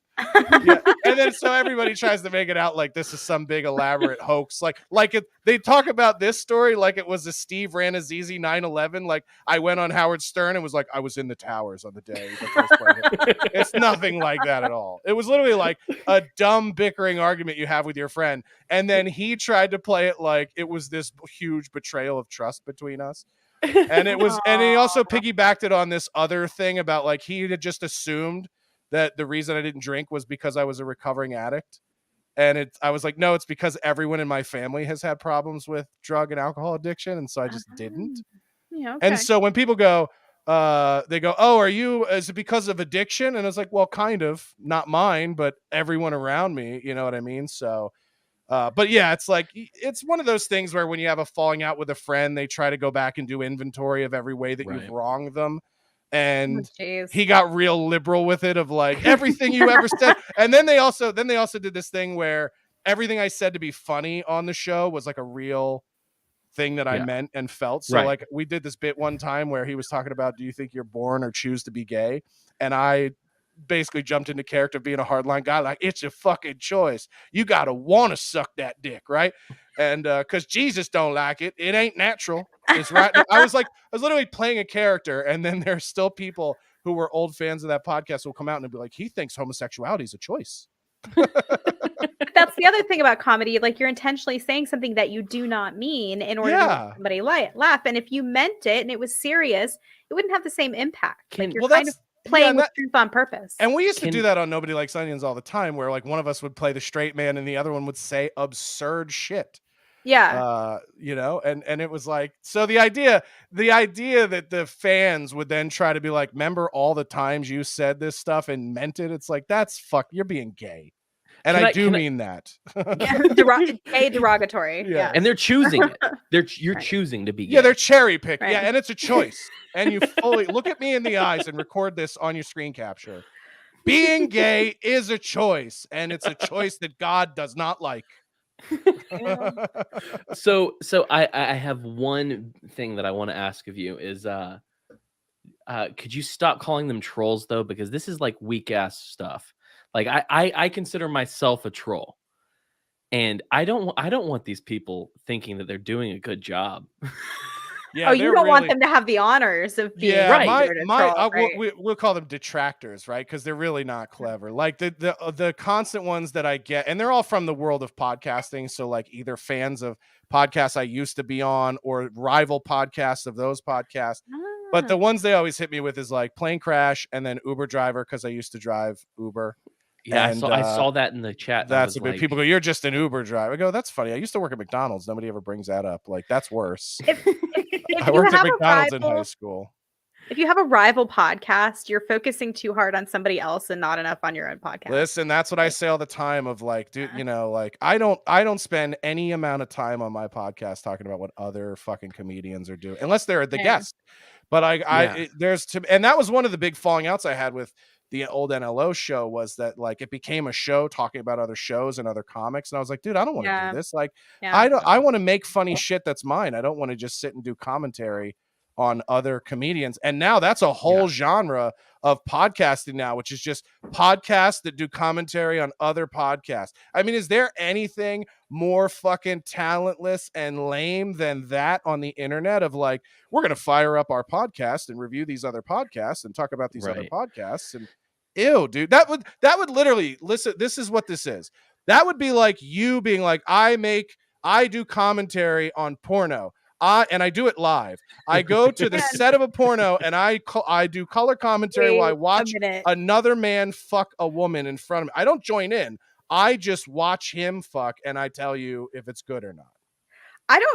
Don't be so quick to throw that idea out. I don't know that it's trash. I think that could be an interesting concept. We just started it right here. We're going to do pornographic commentary on the three of us. Censored.tv. And Yeah. you have It's to the do new it. show. You have to do it in that really low kind of golf voice where you're we'll like, call the show The Ins and Outs. very good, very good. Yeah, the You ins have and to- outs of filmmaking. There has to be some kind bumping of score uglies. system. Yeah. Where Yeah, you're either qualifying, there has to be standards. That's all. I do like your proposal that we do it like golf, where we're like, ooh, interesting approach. He's gone Right. with the free wedge for this Ooh. one. That's You a know, hole in I've one. never He thought used about the putting- wood. Never thought about yeah. Normally you use a wedge on this. He went with the Right. wood. Interesting approach. Just saying, don't be so quick to throw the idea out. Yeah. I think there's something there. I You know, do last think it's time he was safe to on this hole, he say- shot a birdie. I do think it's safe to say that my mother is no longer listening. Yeah, mom tuned out. Poor Your mom and the FBI have both stopped listening at this point. But We you know. I am part of the FBI now. Did we talk about that on the show, or was that No, you before? did. Yeah, Before. You're right. Okay. Yeah. You You glow in the dark, Cam, and the only way to tell is to hit you with our cars. Right. I mean, that's the only way. No, That's but it. there is a you talking about reviewing other comedians, which is a bizarre freaking thing to do. But it's like YouTube. They have whole channels that are just React. And I'm not talking about the React brothers or whatever. I mean, just all they do is crap on other YouTube. Oh yeah, people. there's a bunch of them out there. Real big. There's some real big ones too, where like the Right. hosts of these shows listen, there's guys out there that do these kinds of shows that make way more money than me. And I'm not Yeah. envious of that at all. Like I also know there are gay porn stars who have way more money than me. I'm totally fine not being rich, not doing things I don't want to do. Like Right. it's a But pretty they don't easy have their thing about- father's love. Yeah, it's just like, it's by all means, if that's the way you want to make it, everyone in the world's going to fucking hate you. But, that's, and there's some of them out there that have pissed people off so much that now they're getting private investigators and finding out where they live. And like, I'm just saying, it won't surprise me if people who do those kinds of shows start encountering real life violence and problems Yeah. because some of them take it too far, where they dox people's family members or they Yeah. share private information, and they think that's all like ultimate trolling. And I'm like, okay, man, but like when you get the $10,000 bill from your dentist because somebody removed all the teeth from your head, just remember how funny you thought it was when you put Right. somebody's fucking wife's school that she works at up on the goddamn internet. Right. Well, and it's so funny. The opposite of that is I know a guy on Twitter who doxed himself. He said, "I'm going to be honest with you about who I am on my podcast. Here's my name. This is who I am. I've decided to finally come clean," which I've Yeah. never had to do because I've always just been me. And then months later, Yeah, we're I dumb. laughed. We definitely should have picked stage names, right? I definitely should have picked a stage name early on. I have my two middle names, James Valentine, would have actually been a phenomenal stage name, and I just didn't ever think to just be Jimmy Valentine. Because it does sound like an 80s or 90s comic, Right. doesn't it? Like, oh, What's the deal with fucking that? yeah, yo, you Right. ever seen these fucking broads out there with the Uggs? See, Jimmy Valentine is the guy who does the commentary on the pornography. There That's we the go. guy. That's Right. the Yeah, character. yeah, the ins and outs with Jimmy Valentine. By the But no, way, if you've ever read comments on pornography, it's really gross. It's a guy I like have not. it's like, oh man, what a weird dick this guy has. Like, who would put that in their mouth? Ew. And it's like another dude. And he's like, oh, look at that corkscrew dick. She should be sucking on mine. And I'm like, did you really type that in to a lady's OnlyFans, you sick bastard? He's got opinions. He's got to get But- them out. And then I'm in what- there like, what are you doing? Why are you even commenting on this? And I go, oh no, I'm doing it too. It's worse. I'm not gonna lie to you. I don't want to talk to other men while I'm watching porn. No, I don't even want to know other men exist.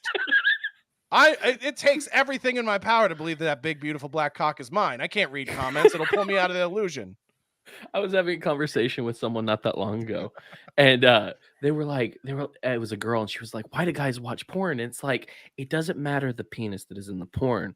I can pretend it is mine. Yes. Yeah. Isn't it That's- funny that like, meanwhile, Or prefer to pretend it's yours. we'll go to a Marvel movie and we'll be like, that CGI is not that believable, and we'll critique it. Meanwhile, we're looking at a completely different colored penis in a porno. We're like, that's me, baby. That's all me. That's all. I got to write that down. That's a great premise. But The idea that we'll so- literally look at a completely different colored dick and have no problem with believing that's, but we'll get there. We'll be like, oh, the dinosaurs in Jurassic Park 2 were better than the dinosaurs in Yeah. Jurassic Park 3. it's like I can tell that Thor is flying, but that Palomino dick doesn't remind me of myself. Exactly. Yeah. That thing that's 14 inches longer than me. I could put myself. I can suspend disbelief to enjoy I mean, myself. But I mean, You know- sure, it looks like it's undergone an acid attack, but that's God- mine. yeah, God forbid Mjolnir has more cracks in the new movie than it had in Endgame, right? Like that. Oh, do they not even pay attention? But what was funny though is this guy doxed himself. Like he was like, "I'm letting you know who I really am." And 2 months later, not 2 months later, he pissed off the wrong woman, and she actually doxed him. Oh no. And it Well- wasn't his actual last name. It wasn't all these different things. And I'm sitting there. Everyone's pissed off that this woman doxed him, and I'm just sitting there laughing like, "You lying sack of shit." Yeah. Where he's like, I'll come clean and I'll say who I am. You stupid asshole. Yeah. Yeah, it's ridiculous. The lengths people will go to try to like fuck with your life on the internet. What was funny is after the abortion one in September, there was a bunch of people circulating. This is actual defamation, and we're pursuing this legally with some people. But there's like a sex offender whose name is like mine but not spelled the same in Texas, and people were circulating his arrest records and pretending they were mine.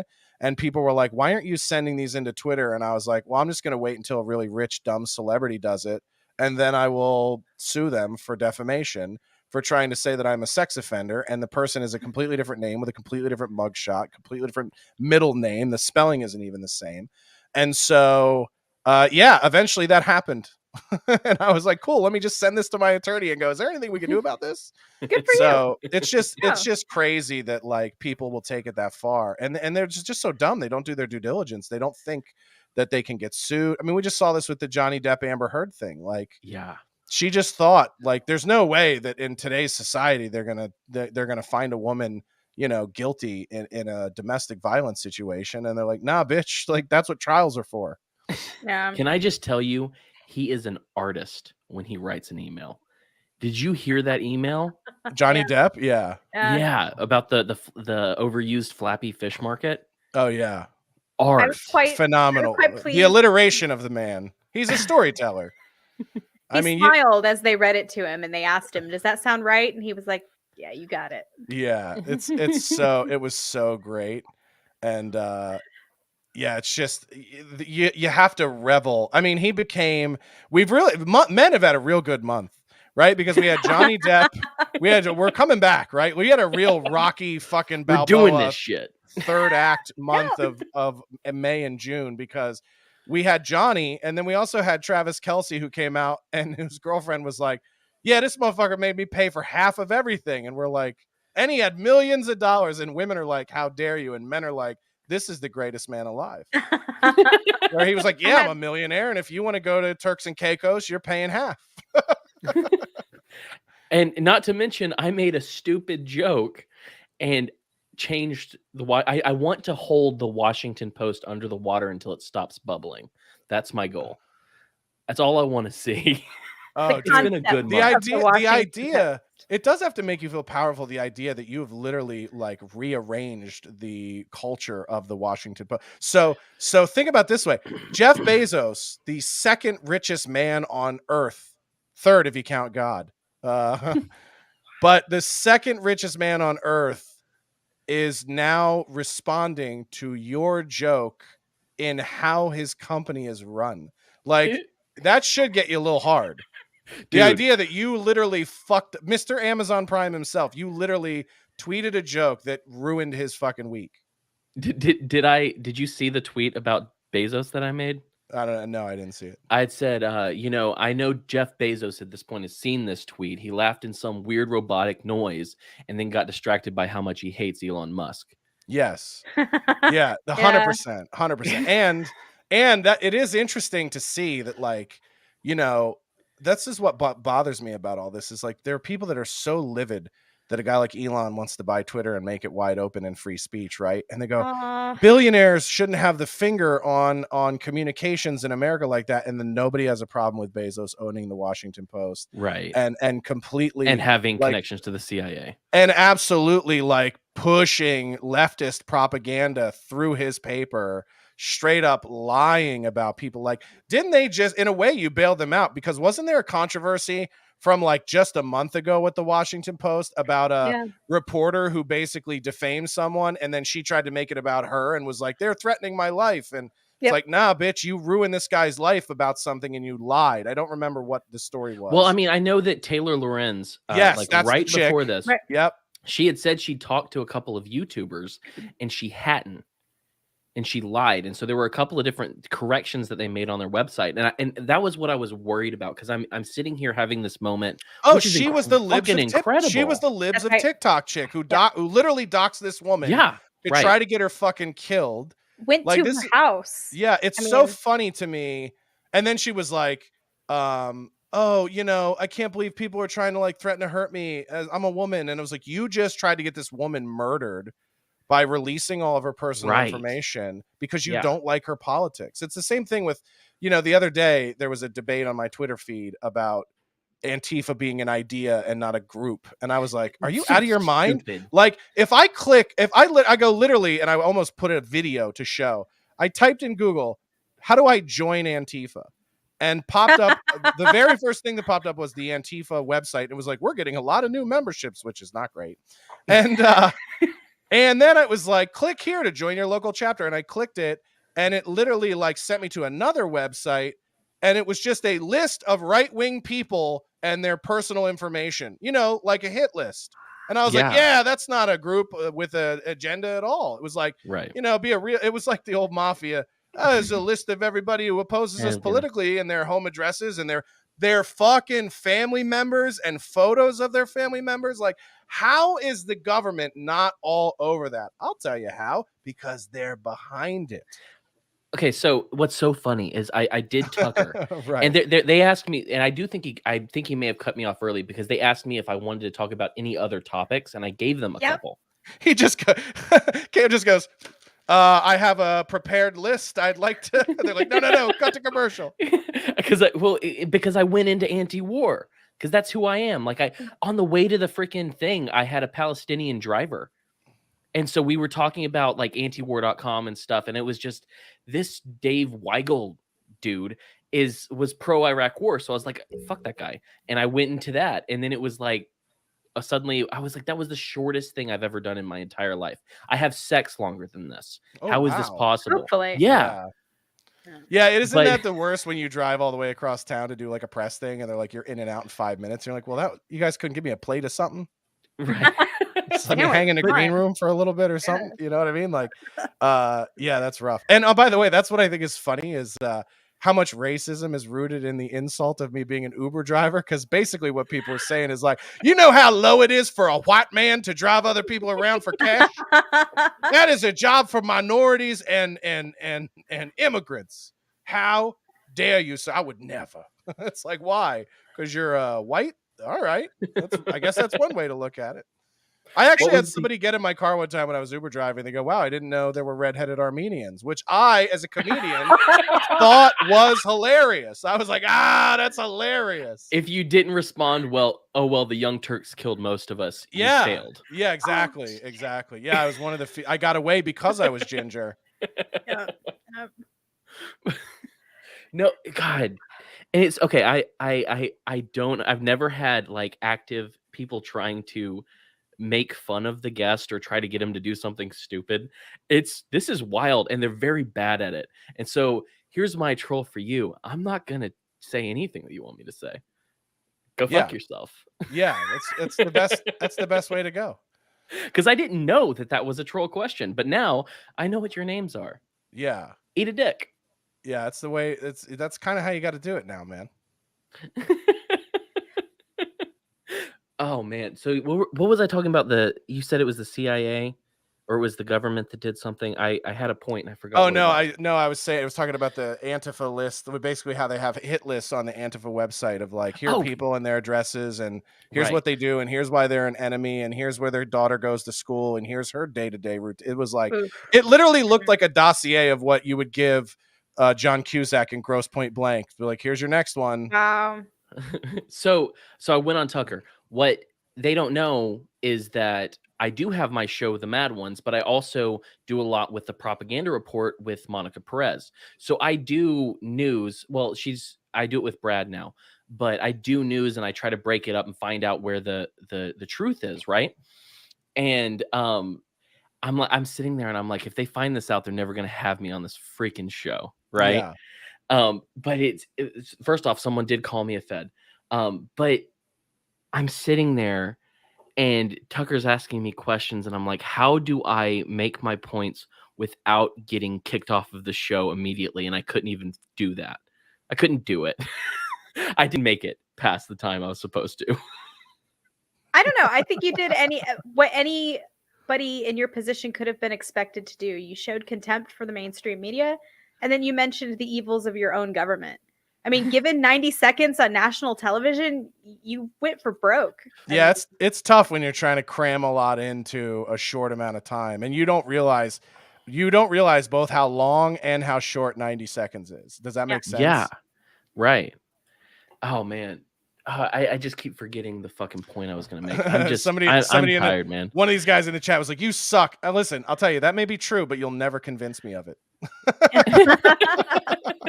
Good luck. You suck. It might be true, but you'll never convince me of it. Right. I'm gonna get another beer. I will be right back. Yeah. This is so bizarre, dude. I'm enjoying the hell out of seeing these people right now trying to get me or you to say things. Yeah, well, it's so funny because they bring up things like, I'd be ashamed of it. They're like, how are your jeans? We're selling a bunch of my girlfriend's old jeans on eBay. It's like, because we have no use for them. And people are like, what kind of sick, sad motherfucker would sell his girlfriend's old jeans? Like it's me jingling a cup outside of a Starbucks. It's like, yeah, dude, we sell a lot of old shit. We also, it's like, we sell a lot of new shit too. It's like, if we have extra shit at our house that we don't need, we sell it. Like most people, you ever been to Facebook Marketplace? That's everybody selling their shit. It's amazing. What did you do to these losers to make them do this? Oh God, I Oh, don't I just know. want to shit on people, man. Succeed at some point in my career. That's really the answer. Like the thing when I told you about the NLO thing earlier, one of the things that kind of turned a lot of those fans against me was when I kind of put the foot down about the shitting on other comedians and podcasts. I was like, I don't want to do that. And he was like, whatever. So like, what are you going to just go do your own thing? And I go, yeah, man. But like, I have a feeling I'll end up being more successful than you. Like that'll probably happen because nobody like this is a dead end street. Like being a guy who just shits on other guys that's not a thing. That's nobody cares. Like, oh, you know who cares about that? Other losers. And that's not ever been a good, a good group of consumers, right? And maybe, Right. but it's not the group I want either. Like, I bet I can make a lot of money with a vegan restaurant. I have no interest in running a vegan restaurant, Yeah, right? So like, I have no interest in speaking to vegans. right. So it's like they and it was sort of like I was like, "Hey man, I'm going to go be more successful than you." And then I struggled for a while and then I got my own TV show and it was a pretty good success and we premiered to millions of people and I got to do it for 3 seasons and I made okay money and got a lot of exposure and a lot of new fans and they hated that. They hated that. And then they hate that I don't know, they just hate that people that they that like me that and they don't like me, I guess. I don't know. Dude, I'm having a good conversation, and all I can tell you is, audience, if you like trolling, all you need to do to see the most triggered people is just look at the live chat, man. They are freaking out because they thought, oh, he doesn't know Denny that well. I can get him to do whatever I want. Of course. No, you yeah. can't. Well, they also think that like if anyone brings this stuff up that I'm just like what they're hoping for that's never gonna happen is like where they bring something up and I go, oh God. I did drive for Uber. I was totally I would not like to speak about that. If we could just cut the episode off and like I don't wanna like I can't. I really this isn't the time or like I don't give a fuck about any of it. Like the only reason you know about things to troll me about is because I tell the truth about everything I've ever dealt with in my life and I don't give a shit. Well, and Are they it's shitting wild on to you me. for being an Uber driver right now? Is that Yeah. what's happening? Okay. Yeah. I had to pee and I had to get another beer, so I'm just now catching up. But Drivers. I've also been a director of operations for a publicly traded company. Like I've had high highs and low lows like everybody else in life. I'm a normal dude. Hey, Dude. Uber drivers have saved my bacon at least a couple of times. There is no shame in being an Uber driver. And I don't know what kind of like dripping with elitism asshole you have to be to shit on Uber drivers. These Like, yeah. shame on you. The thing I love is that these guys go like, what are you, some Uber driver? You fucking loser. I own my own agricultural computer mapping organization. I go, okay. Like, well, I Okay, think you're that's a gay. dick though. Yeah, I think So- that's gay. I think that's Yeah. for one thing. Derogatory as in fucks men. Right. So for one thing, this is we've turned the troll on them and they are freaking out in the chat, and I'm so thrilled about that. This is entertainment. You're entertaining me. And they thought these people thought, first off, they're obsessed with you. How great is that? Yeah. Because you don't even have their apathy. You have their obsession to the point where you're on a show with I think at this point still less than 1,000 subscribers, but they're here. Of course. Because they are my you live biggest rent supporters. free in their dumb heads. Oh yeah. And I think that's absolutely beautiful. And I'm getting so much out of this. Look at these nerds. This guy called us the fat. Oh shit, wrong one. I'm sorry. No, it's kinda me, drunk. your spy report from New Jersey. Yeah, so it's Oh fat no. it's that's never been said before. I think it's funny. No, good for you. Yeah. Also, I love when they go 18 people watching. You're one of them, you fucking dildo. So that's the way you don't understand. Because you're mad, it's funny. It's funnier. The madder you get, the funnier you make it. Yeah, and it's Oh, also there's like no- this guy. He goes, "It's me, your spy report from Jersey." Yeah, they came out to a show that we did that nobody came out to. There were like 2 people at the show and like a handful of my friends that came to the show. Guess what? That's what being a comedian is. Yep. Like, yeah, sometimes you show up at a venue and you go, they go, "Yeah, we're going to sell tickets," and then they don't, and then you still got to do your time. I still got paid, and then what's a funny side story about that is, it was Passover weekend. I invited a bunch of people from New York, like fans and stuff from New York, and they're like, "Yeah, man, it's like Passover. it's all family shit this weekend. We're not going to shows. And then I asked the booker of the venue, I go, is this like a Jewish neighborhood? He's like, I don't know, it's like 92%. I was like, of course nobody's coming out to comedy here, right? Like it's the same thing. If you do comedy on a religious holiday weekend, Memorial Day, 4th of July, like every comedian has done those shitty gigs. Like I did Mall of America on Memorial Day weekend, and those shows were like 50 people, 60 people on average in a room that holds 300. We still had a great time. You know what I mean? Like it doesn't affect, I do not care about that at all, because the way I look at it is I'll make fans one at a fucking time if I have to. If I have to go to a show and perform for 2 people, I'm going to make those 2 people fans again. That's the way I look at it. And wait, pause. Someone just said there were 2 spies at that show. Yes, there were. Yes, there were. There were spies at a comedy show. They're fans of another podcast that don't like me. What? Don't name the podcast. Yeah, it's in the chat. They're saying the name in the chat. Who would do that? I have no idea. With a job would do that. If they're saying it in the chat, I've never heard of whatever it is because it's not clicking for me. Yeah. So, but anyway, they're like.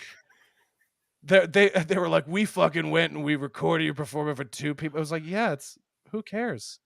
It's fine. And also, by the way, these guys, the name of the podcast. These guys, like I'm gonna Google it. Yeah, they're trying. You need to know. I don't even listen to our podcast after we get done recording it, so I'm not really going to listen to yours. I don't even like to listen to mine to edit it to put it out. I don't think we do. I think we just hit send. Like whatever happens.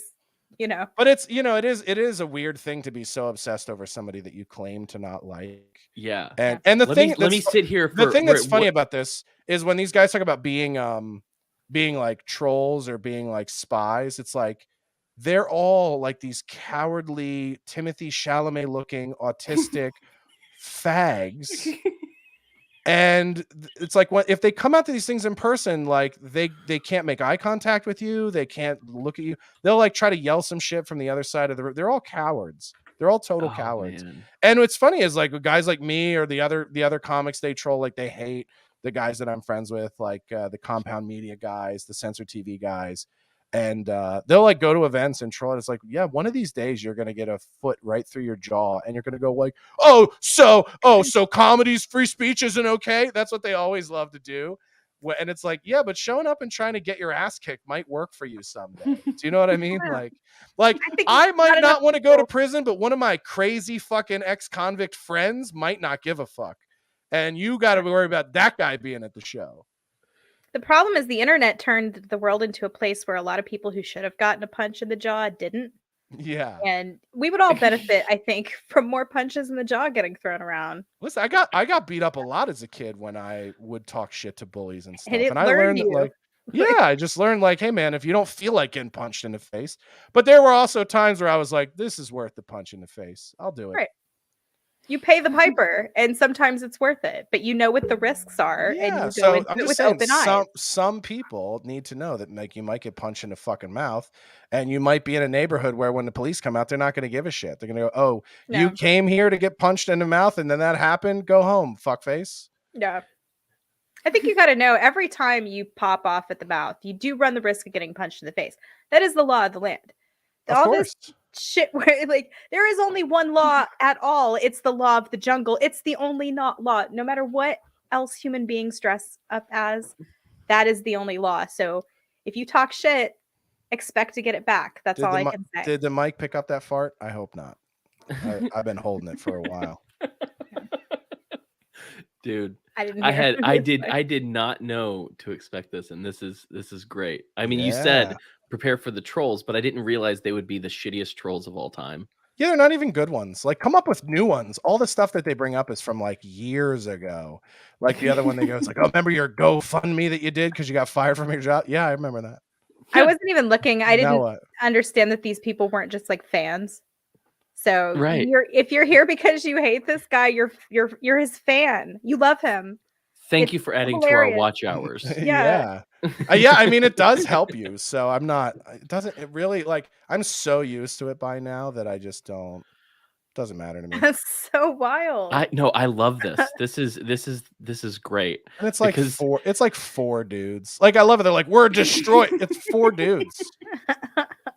You guys are They all four have- dudes. I the wonder if they have only a club and they like get together on Discord and they talk about how much. Oh yeah. I had love I had a fan set up a Discord for me like 2 months ago, and they all flooded in. And I literally was like, you guys can shit on me all you want, or shit on my friends that are comedians all you want. Like I don't care. That's fine. I go, here's two things that you can't do, or I'll boot you from the Discord. If you bring up my family or put any information in here about my family, you're going to get booted. And if you do that with any of the other comics, family members, or anything like that, you're going to get booted.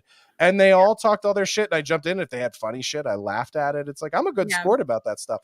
But then they couldn't help themselves because they have to get banned. So then they started putting shit in about my girlfriend, about the places she works. They started putting in stuff about like cool, Kumia's family photos. And I was like, all right, like you just got to do it. And in their weird, retarded minds, they're like, you know, if I get banned, that means I got them. Yeah, like, what is that? like if you ban me, that means I gotcha. It's like, no, it just literally means I don't want to read what you have to say. It's not interesting. Yeah, no, There's freedom of association. Button. There are 7 billion people on this planet. I refuse to associate with most of you. So you're not getting blocked because you're brilliant. You're getting blocked because you're boring and retarded, and I don't want to talk to you. Yeah, it's not even good. Somebody goes, your family is shit. No disagreement from me. No disagreement from me there. I 100%. Hey, that person must know my family. He's a Denny. Yeah, see, they had to put my girlfriend's name in the chat. They had to do that. See what I mean? They have to dox. They have to put information out there. Well, what's funny is like the comment this podcast is cringe. You've been watching it for an hour and 45 minutes, motherfucker. Right. You lost. You're watching him. It's so funny. Josh buys the family bucket from KFC, so he thinks I would never try to pretend I have a family. I do buy the family, and I do buy the family bucket, and I eat the whole fucking thing, dude. Yeah, dude. When you eat a pizza, you fill it with taco meat first and eat it like a taco. Oh my god, I want to do that so bad. This really is the fat ones. That sounds gross, but I would do it. No, I would do it. I would try it.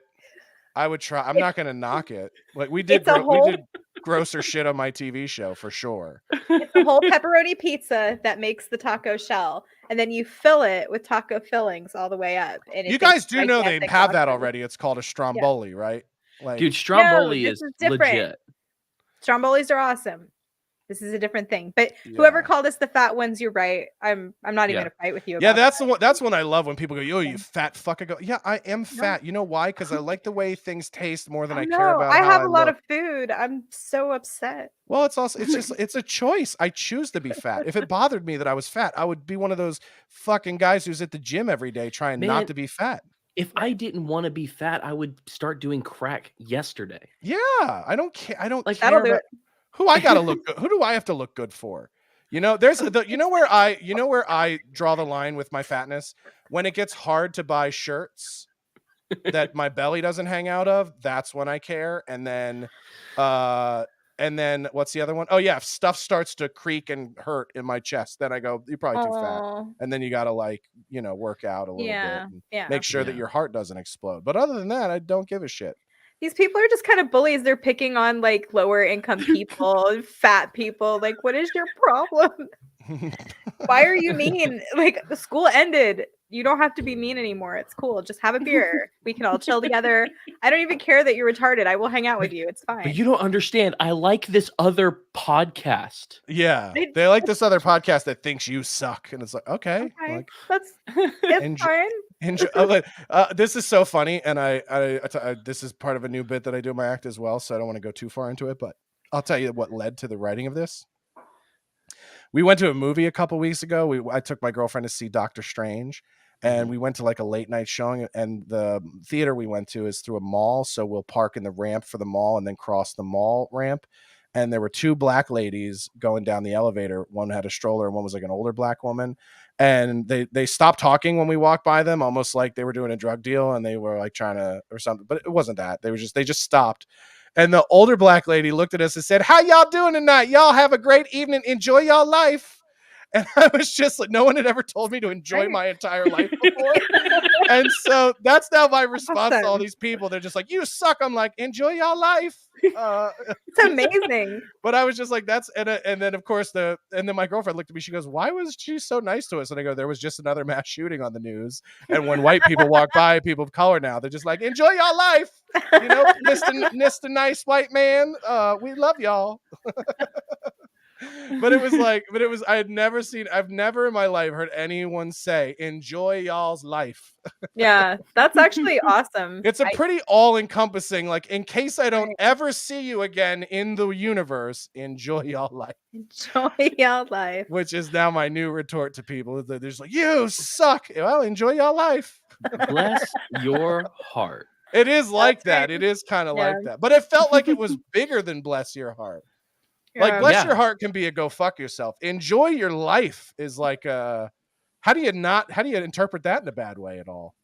No, you can't. I mean, Well, and that's the thing. Like when people say, "Oh, bless your heart," is completely passive aggressive when people say it. Totally, yeah. not But people always. say that, but I'm from Alabama. 9 Yeah. out of 10 times, it's like legitimate.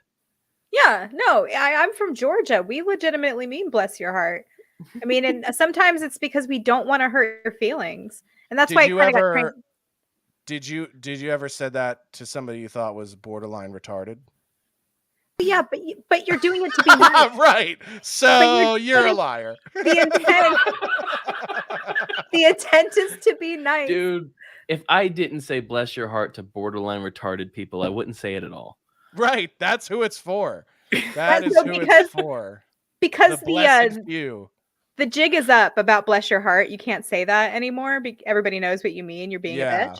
So now we say, "Oh my God, I love you so much." That's a If good somebody one. says, "Oh my God, I love you so much," it's the same thing as bless your heart. So It that's means the you're borderline retarded. Yeah. That's the new redneck code, is what you're saying. Yeah. Is I love you so much. That's good. Yeah. Just Dude, among the women. Yeah. What was the one? I was just gonna say. You made me think. I forgot it. I lost it. I had No, you're something. good. I had something funny there that you made me. Oh! I was gonna say. Remember back when we used to call retarded people touched, and then too many people got molested, and we had to change that because it was for. It was like, well, touched like how? Like Sunday touched or Monday through Friday touched? Oh man. And then yeah, so like that's an amazing thing, is that the human beings are so fucked up that we molested our way into having to change the words we use to describe those less fortunate. We were like, he's touched, and you're like, by God or by one of his people? That's the differentiation.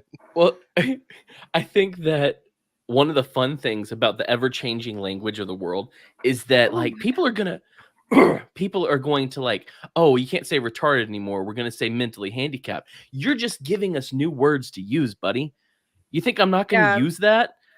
But it's never meant as to like single out a mentally handicapped person. And that's like never ever the way I have ever used the word retarded in my life. I've never described a mentally handicapped person as retarded. Just like, I have. Yeah, Okay. It's just faster. Yeah, I took one of my best Uber stories is I took a retarded kid to see a prostitute at 4 a.m, and that was fun. That was one of my favorite. When people ask me like, "What's your best Uber story of all time?" That's the one I always tell. That is like my favorite, because he was like, I was nervous. He was getting a ton of cash out of the ATM, and I was nervous that he was like being like shook down or something, or robbed or scammed. And he was just like, I'm going to see my girlfriend. And then he was like, she's a prostitute. And then, without doing the voice, he was like, the way I see it is I could spend hundreds of dollars to take a girl out on a real date and maybe get laid, or I could spend hundreds of dollars to a prostitute and definitely get laid. And I literally was like, don't ever let anybody tell you you're retarded, because you're probably further than all of us. I'm really impressed with him. I don't feel like a lot of like not retarded people. I was just like, they really are. I literally was like driving away, and I was like, man, they really are smarter than us, right? Like they really do understand the and world stronger than us. Yeah, oh, right, big time. that's true. Yeah, and if she gives him mouth, he'll just snap her neck like of Mice and Men, and and he will do no jail time. I think prostitute is having a really good time, because, as you said, the closer to death you are, the bigger your orgasm. Yes, yeah. Oh, yeah. Well, we all know that from watching Of Mice and Men. Like, she was so about to cream, And then he was just like, click, and then I bet if you check those panties, they were Oh my soaked. God. I think the first time That's I in the had director's cut, by the way. I don't know if you saw it. Gary Sinise commentary is really good. I could buy the DVD right now. Yeah. I think the first time I ever said something that got me like hated on a podcast was when someone said, do you work out? And I said, no, I just have natural retard strength. See, that's That not was the that bad. right. I didn't think it was that bad either, but I swear to God, with this Tucker thing, my shit blew up immediately. Like, so I went on Twitter right after I got off, and it took me 20 minutes to scroll to the top of the news feed, right? But this time, what is it with people adding you on Facebook? Like, I get Twitter, that's public. Yeah, But who the Facebook is hell? dead, dude. Like I don't even go out of my way to post stuff to my Facebook page anymore. Like That's how you my see. Go ahead. my I'm sorry. Instagram will go to it. Like so when I post stories, Hey. it'll go to stories, whatever. But I just want you to know, Jessica, you have a nice bookshelf, you stupid bitch. Thank you. See, that's kind of a conundrum because if I have a big bookshelf, does that mean that I'm a stupid bitch? Like, I am so glad we had you on, Josh. that's great, right? Hey, This listen, is- you got this new is- eyes. Oh my God, this is wonderful. All I can hope for is that by doing your podcast, that some of the people that I hate will stick around and hate you guys. I hope That's- so. This has been that's so the much goal, fun. Yeah. Oh my goodness. Oh, Yeah, it's so you funny. stupid bastards. Also, they hate you. That's the thing is like they can't get to me, so they're like, talk about her bookshelf. Get this bitch. We gotta I get know it. We what'll gotta get her. talk about it some way. You've got a lot of books. You bitch. fucking read, nerd. What? What the fuck? They go, ask Josh about the fake Twitter followers. They bought me. The trolls of this podcast bought me like 500,000 fake Twitter followers, and I had to run a programming script to block them as it was happening so that they didn't run my Twitter up with a bunch of fake followers. It's so funny. Like they're like, he bought fake Then they actually tried to buy fake followers from me to prove that my followers were fake. And So it was I've like, always been you guys curious. are fucking demented. Okay, I'm just gonna say. Hold on. I want to know, how does one actually buy fake followers? There's seen all this kinds. phenomenon all over the social media. I don't understand how it happens. Yeah, I've seen it more on Instagram. I mean, I don't know where you go. Like, I know how you can go buy them on Instagram because there are like sites and stuff that will go like you can buy like hundreds of thousands, and they're all inactive accounts. So there's no point to buying fake followers on any of that social media because all they are is like reclaimed inactive accounts that don't actually improve your engagement whatsoever. So if you're actually trying to improve your space in the algorithm, you actually would go through and parse out your fake accounts so that the ratio of activity is higher, and then you would actually drive more organic stuff. I'm actually just too lazy to do that. And because I've been on Twitter since 2010, I have people that just don't use their Twitter anymore. Right. So like there are people that were fans of mine 10 years ago who stopped tweeting in 2013, and there's like 5 or 10,000 of them. And you can pay a service to go in and purge those out. I just don't want to spend the money to do it, and I don't care, and I don't have the time. So I think my favorite thing about what's so funny is, hold on, I'll show you that. This is so funny is that people go like, oh, your Twitter following is fake. And it's like, I've done this several times on podcasts, and I'll do it for you guys too. Just so that we can show how full of shit these people are. While he does that, before it goes away, I want to show this one. Oh, that's the wrong one. Hold on. Some guy had a good burn, and I liked it a lot. If there's a good one, post that shit. She's not a bookworm. She's a book whale. That's good. I like that. I read it as book hole for some reason, and I was like, wow. This is the best thing I've ever read. But book whales hole is actually just as good. Well, hey, here's the thing though. Now that you're a book whale, maybe John McAfee will want to fuck you. Maybe. Yeah. John McAfee is dead. Know, don't you know that? Is he?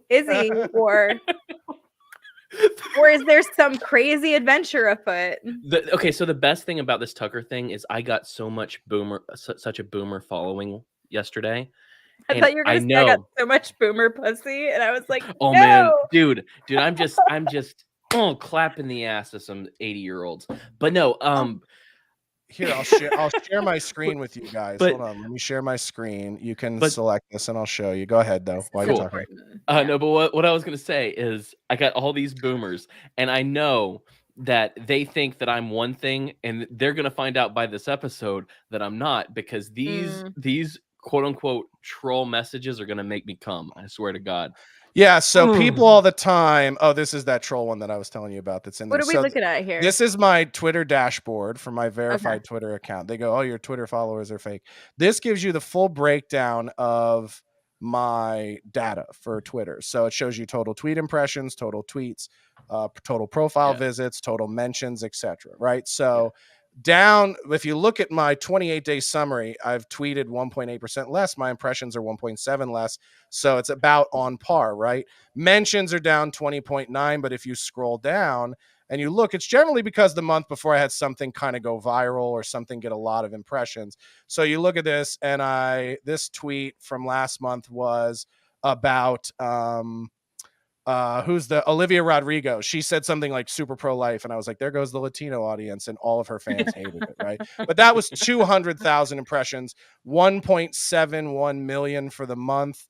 And then this is 66,000 impressions for our show advertisement. The month before, 955,000. So it's about 1 million a month on average. Then you have months where something blows up, and you have like this Joe Rogan one that's almost 500,000 and 2.34 million impressions for the month. Here's a good one. January, 9.55. Oh yeah, this Trevor Noah one went viral. So that got 6.2 million by itself. And then 3 million profile visits. And then if we go back, you'll see it's like 1 million, 2 million, and then it'll go all the way to the September. This was the abortion one.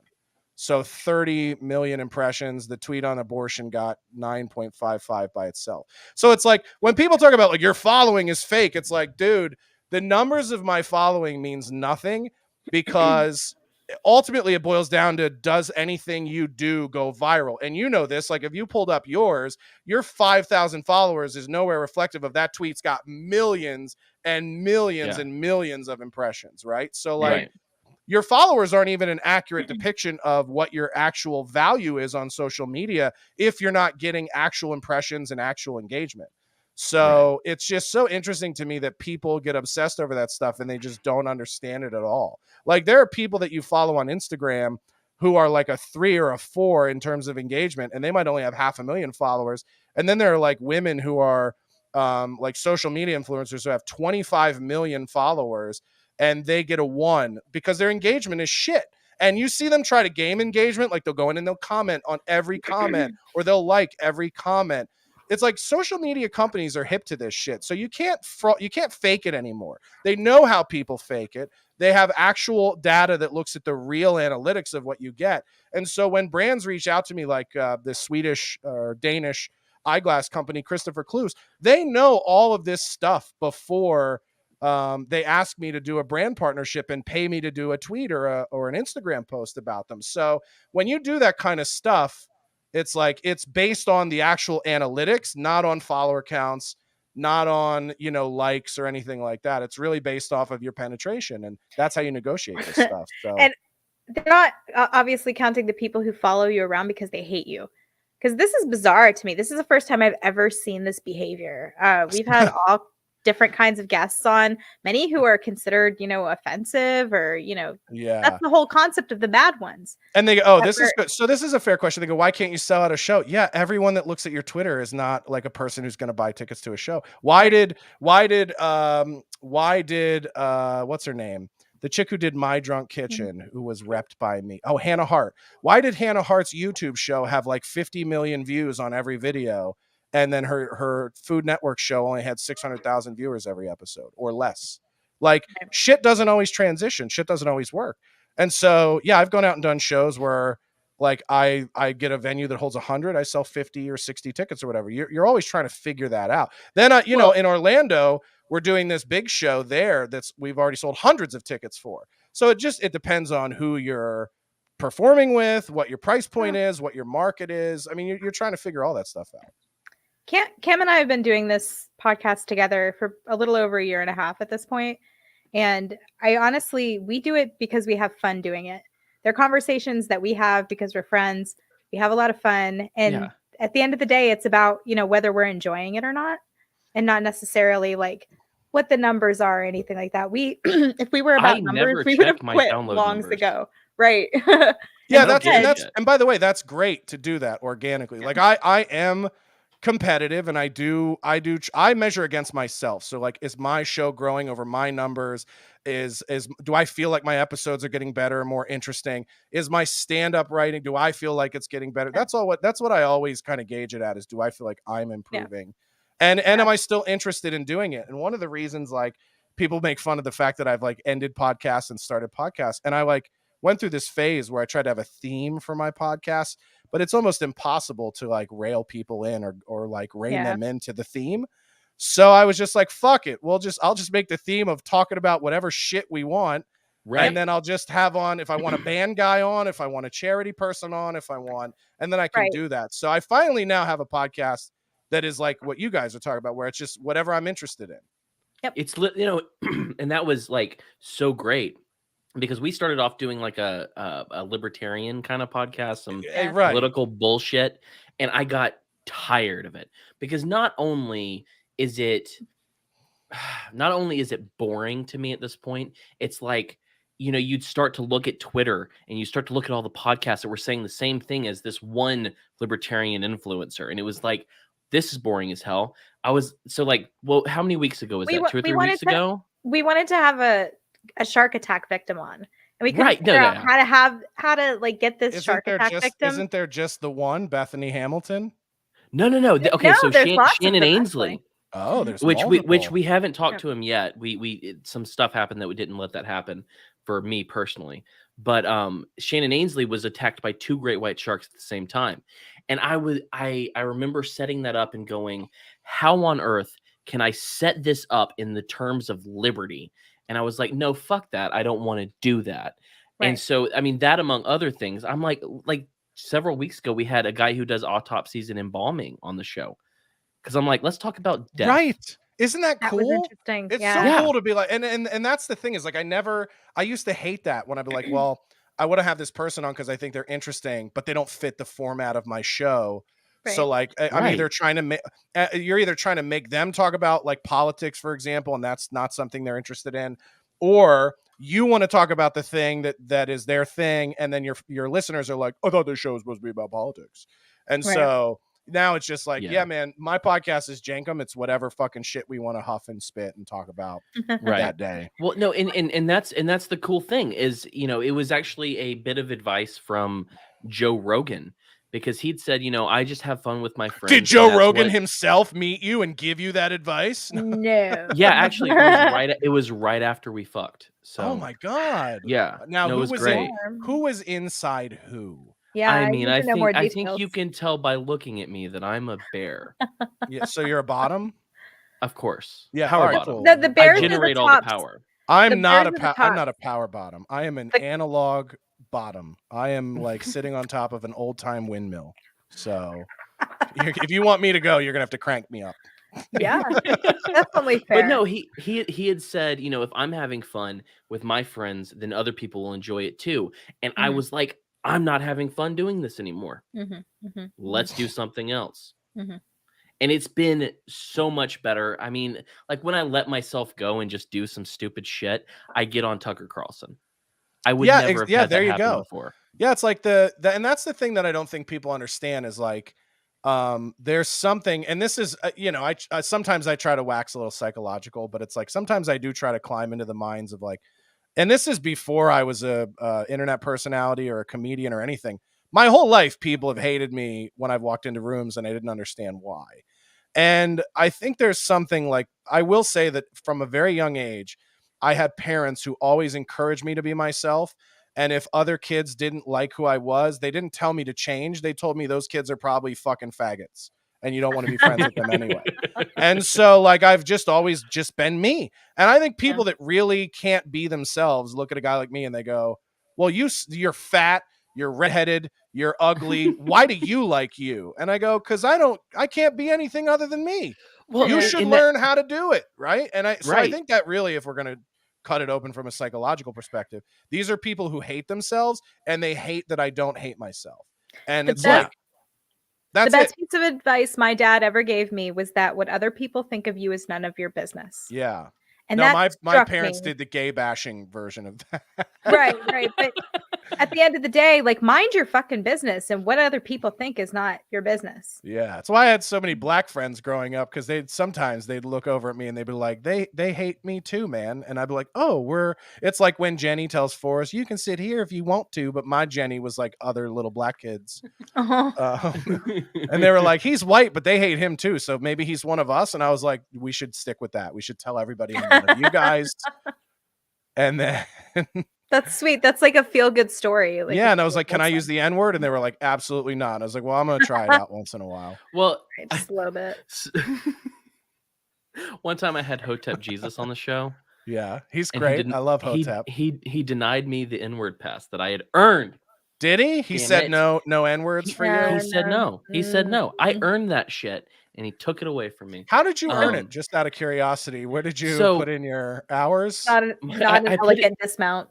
I put in my hours when I went on tour with a band, and me and a black guy named James were working together a lot, and he decided that since I wasn't willing to say the word, that he needed to make me say it before the end of the It's summer. hilarious. Yeah, it's hilarious, right? Yeah, that was the whole thing. And so all summer I was like, no, dude, that's offensive. As if I knew fucking better than the black guy. And so he wore me down. And by the end of the summer, That's where we're different, you and I, man. They don't got to tell me twice. As soon as they go and go, I come out of the gates like one of them. I don't know where I don't know where you're from, but I'm from Alabama, and there was a lot of self-hatred taught to me in school for being white. Oh Because yeah, we were really? the evil ones. We're Southern. We're the evil ones. Yeah. We're the racists. No, We're the I grew guys. up in Philadelphia, where they were like, "Why were we so mean to black people?" And the white people were like, "I don't know, man. Just check them out for a minute. You'll figure it out." So we got it. They were like, "Where you are?" They're like, "We were mean," and where I grew up, they were like, "We have our reasons." All right. No, I moved to Pennsylvania a couple years ago, and I was like, man, this place is fucking racist, way more racist than in Alabama. And they're like, what do you mean? And I was like, well, it's not really the white people hating the black people, it's the black people hating the Puerto Rican people, and vice versa. Yeah. Like it was a big change. Well, what was interesting to me is, like, I grew up in Philly, and then in high school I moved to Minnesota, and Minnesota is on the surface very nice and polite and not racist, but under the surface extremely racist. Yeah. And in a mobilized action way, where they're like, where I grew up, white parents would just talk shit about black kids and black parents. When I moved to the Midwest, white parents would be very nice to black kids and black parents, and then literally try to get them not in their schools. Like, you know, like, so like it was way, way more pernicious and worse. And then the other thing I noticed when I moved to Minnesota is there's a lot of like African immigrants in Minnesota, like Somalians. I mean, you see that with the congresswoman up there, right? Like she's essentially elected Ilhan by Omar? Yeah, she's represented of those brotherfuckers. She's like their representative, but that's how many like East African immigrants are now in Minnesota. And I remember like traveling with black comics and then being like shitting on East Africans like they were lesser than. And I was like, oh, you mean there's like a racism inside the black community? And they're like, oh yeah. And it's like big time. And then you go do your history and you go, oh, it's because they sold you to us. And it's like, that's where the fucking inner hate, there's like such a classism in Africa, depending on tribe and geography, that most white people are too passive aggressive to ever learn about. Yeah. But no, that was wild because I remember Nigerians hate everybody else. Well, like if there was a white supremacist rally, a few Nigerians would show up and be like, what can we do to help, man? They're like, they are a problem, obviously. We'll help you. You want us to get these ones in the back? But no, that's what's funny is, like I said, I grew up in Alabama. Like you wouldn't be able to tell necessarily from my voice. I hear that all the time. Like, you're from Alabama? No, I am. I'm born and bred Alabama. Yeah. But it wasn't. Can you do the accent if you try? Can you do like an Alabama? I mean, I do different ones. My wife says I overdo it though. When you do it, it's over. Yeah. I think it's what, because I lost my Philly accent and I try to do it sometimes, but I think I'm overdoing it too. Yeah, yeah. Well, and that's the thing. It's just common Southern. I really like doing the Ooh, old you got a Savannah gentlemanly accent. way. Yeah, it's I sort of like I like going into that smooth and buttery. You know what I mean? Ooh, shit. thick But molasses. Yeah, no, I what's like the smooth. No, keep doing the smooth and buttery, sir. It's about to get real Louis C.K. over here. but I grew up in Birmingham, Alabama. But no, I did. I grew up in Birmingham, Alabama, and people always assume that it's the most racist place on the planet because that's where Letters from a Birmingham Jail was written, right? Yeah. And but the first time I heard the N word with the hard R being mean was when I drove up through Indiana and through Chicago. Oh, for sure. Yeah. And I was like, okay, so I'm getting like the worst version of what it is in Alabama when I have never had that in my life. Mm-hmm. And I was so confused because I was like, no. They told us we were the bad guys. We were the ones with the dogs. But they don't tell you about what happened in Philadelphia. They don't tell you what happened in Boston. Well, yeah, and that's what you don't understand is like the places that were historically, well, I shouldn't say what you don't understand because you know this, you grew up there, but like most of the places in the South have done a lot to correct that, to like, oh, in a lot of ways overcorrect it. And so now Yeah.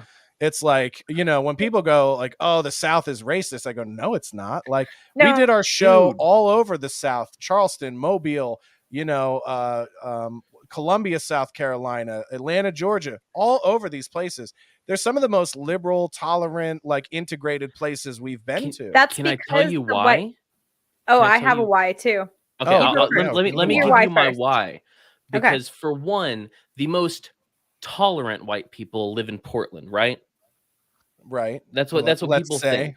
They think yeah, they live in Portland, or wherever, where they know one black person, right? yeah, But I lived in Birmingham, Alabama. My first best friend was a black person. yeah, There's far more black people down in the South.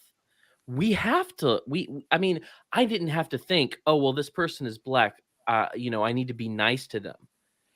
well, I He had a was really, just Nicholas. yeah, I had a Yeah. Nicholas. That's Nicholas. Yeah. yeah, it's a good thing you said that with the A at the end instead of Nicholas. But no, they don't. I was It's wild to me that there are people who don't know black people who are calling me racist, It's my and that boy, was my whole life. Nicholas. Nicholas. Anyway, hard ass. but anyway, yeah, no, you're right. And I had there's a really interesting like 2-part 4-hour episode of my podcast with a writer named Bertrand Cooper, who's like a mixed kid, product of a rough home on the East Coast.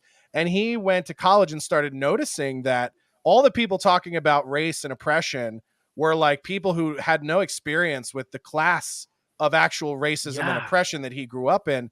And he's like, wait a minute, like all the people in Hollywood and all the people in entertainment that are these talking heads about race, most of them are mixed.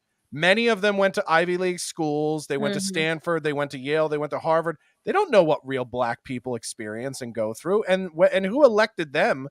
The people who speak in these spaces about black issues. And it literally was just like they elected themselves, and white people are too passive aggressive to call them out on it. So Bertrand started calling them out on it and was immediately labeled as a self-hating black person. But he wrote this really great piece about like who are the black voices in culture and entertainment and everything really, and started to show that like people like Amanda Seales and people like who's the God, I'm drawing a blank. She's the creator of Insecure, Issa Rae. They all went to Ivy League schools. They're all from affluent neighborhoods. And so you're just getting a white person dipped in chocolate who's now telling you what the black experience is. and that's not real.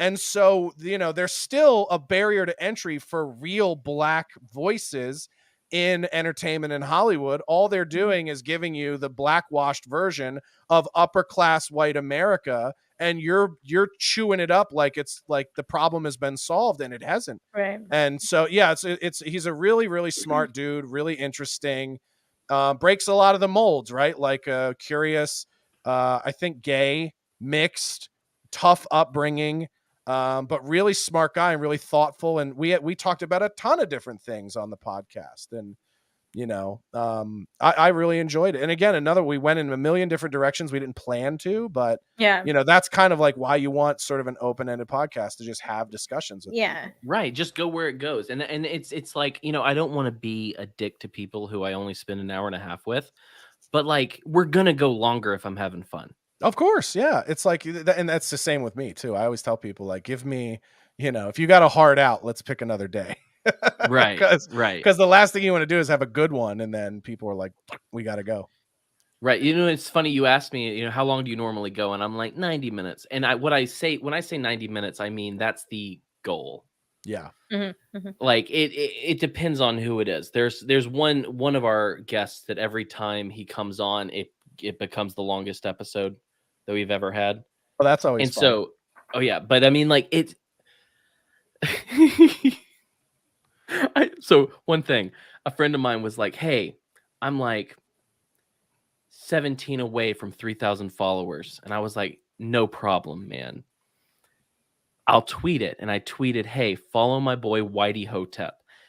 He deserves to get to 3,000. I just happened to open up Twitter and look at his account. He's now at 2,908. He lost almost 100 followers. Oh, wow. I just don't know why. Yeah. It's just, the old trolling. That's awesome. I'm sorry. I don't mean to laugh at your loss. That's just really, really funny. Insane. Yeah. Insane. Sorry, I just had to mention that. That was hilarious. But no, dude, I have enjoyed the hell out of this. This has been fun. No, it's been a blast. I love that you brought your haters, and Yes. I swear to God, if you're not monetizing them, you're missing out. Like, you have to say some of these dumb things that they say and put it on a shirt and sell it to people who like you. Yeah, well, it's funny too, because like I try to lean into it as much as I can without being too redundant and not trying to like confuse people. But like they hate when you lean into it, because it sort of takes the fun away for them. But yeah, as far as monetizing them, I mean, there's not even enough of them to monetize. Like they're really like a vocal 10 dudes. They're so dedicated though. They're like really devoted to you, and I'm honored by Big that. time. Yeah. My friend Whip just said, Cam, he totally miscounted and was 17 away from 2,900. You retard. Womp womp. Oh, so he was 117 away from 3,000. God bless. You oh my God, I love you bitch. so much. They go, Denny only monetizes his old jeans. They're not my jeans. First of all, if you think I fit in a woman's 14, thank you. I just almost Bert Kreischer left. Yeah. The thing is giving you shit for is so weird. Like, it's so weird. Yeah, it's funny. There's a discussion, right? Like, hey, dude, you know what? You're stupid. You sell jeans. Yeah, we have too many jeans. I also sell old sports jerseys of mine. That's great. Yeah, I have an cycle. You guys caught me. I have an eBay store where I make a few dollars every. You know what we do? This is crazy. This is sick. By the way, no one should ever do this. This is real sick of us, just so you know. Okay. We take old shit around our house that we don't wear or use anymore, okay? And we'll throw it up on eBay, and if we sell it, we'll take the money and we'll go out to like a nice dinner, and then that's nice. Us. We're really fucking over everybody. I don't want you guys to know this. Like, this is a trick you can do if you really want to fuck people over, is you can take your old shit from around your house and you can sell it on the internet, and then you can take the money from that and do stuff with it. Like, what? Wait. You said money. What is money? It's this is stuff that they used to just make for whites, and now it's like it's really hard to get it now. And so sometimes what you could do is you could take shit that you have like just laying around, like old jeans, for example, or a woman's holes, and you can put it up on the internet, and people will give you money to either see the holes or procure the jeans. And then what you could do, then what they do is they'll send you money through the internet, okay? And then you can take that money and you can use it to buy other stuff. with it. I'm getting like so many good okay, ideas like here. food. Like also there's Food. first of all, here's a great joke that nobody done. Do you not see the problem with selling clothes you don't fit anymore to buy food that will make it harder for you to fit into your clothes? Not No at one has even orchestrated the vicious cycle that includes. That's hilarious. And yet they're too fucking enraged to even think, oh, that's cool. Outgrow your pants, sell them, buy food, outgrow those pants. This is how the economy works, by the way. You're welcome, America. I'm very pleased that they're mad at you for because your girlfriend sold jeans on eBay. Somebody goes, Josh, you fit in a woman's tent. I thought women don't invite me into their tents. Am I an incel or am I a ladies' man who now doesn't fit into their tents? It's a good question. Which one is it? Yeah, yep. Because where do you buy your moo-moos? I wish I could jump into moo-moos. I'm not thinking impressed about with it. that at all. Like I basically like I'm like 10 steps away from becoming self-sufficient. And so to me, to make money off of your old things is absolutely something or a your smart holes. person would I don't do. understand why But hey, every if woman. the economy gets bad enough, I'll do what I have to do. Yeah, I mean, listen. That's all I'm saying. If I thought I could make money showing my hole on the internet, I would do it. I just don't think there's a market for it. So, okay, here's the thing. After going on Tucker, you get a lot of weird messages, dude. Like, are you a bear? Yeah, did you get some hit up by the bears? There's some bears. I got some bears Did you get dick pics? I got a bunch. Pics. Did you get any? I didn't get any dick pics, but yes, apparently I am a bear. I found that out. Guys, you're sleeping on this. Send Cam your dick pics so he doesn't feel left out. No. Yeah, what was I gonna say? No, sorry if you get an actual dick pic. No, I did get some when my Food Network show aired. That was like the main fan base was like old people's moms and gays, and I had a lot of gay dudes like, ooh, you about to get that ass cracked, and I was like, I don't even know what that is. I got a message from a man named Larry who said, "Oh, you're a big sexy man," and I was like, "I don't fucking know you, Larry." It's nice, isn't it nice though? Like it does.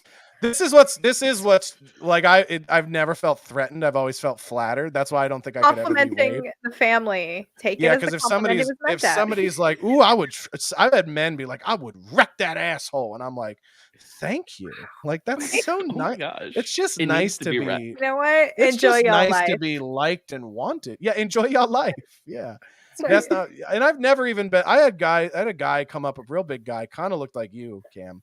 Was at a show or when we were doing tapings for Ginormous Food. He came out to the one in Columbia, and we took a picture. We took a picture together, and he grabbed my ass. He grabbed my ass in the picture, and I didn't say a word. I was like, "You just Taylor Swifted me," and he was like, "Yeah," and I was like, "This is hilarious. You can't sexually harass men."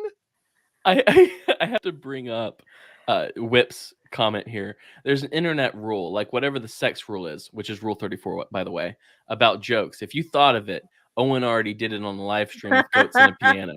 Yeah, is that the rule of comedy? Yeah, Owen did it. Yeah. Owen was the first to do every joke ever.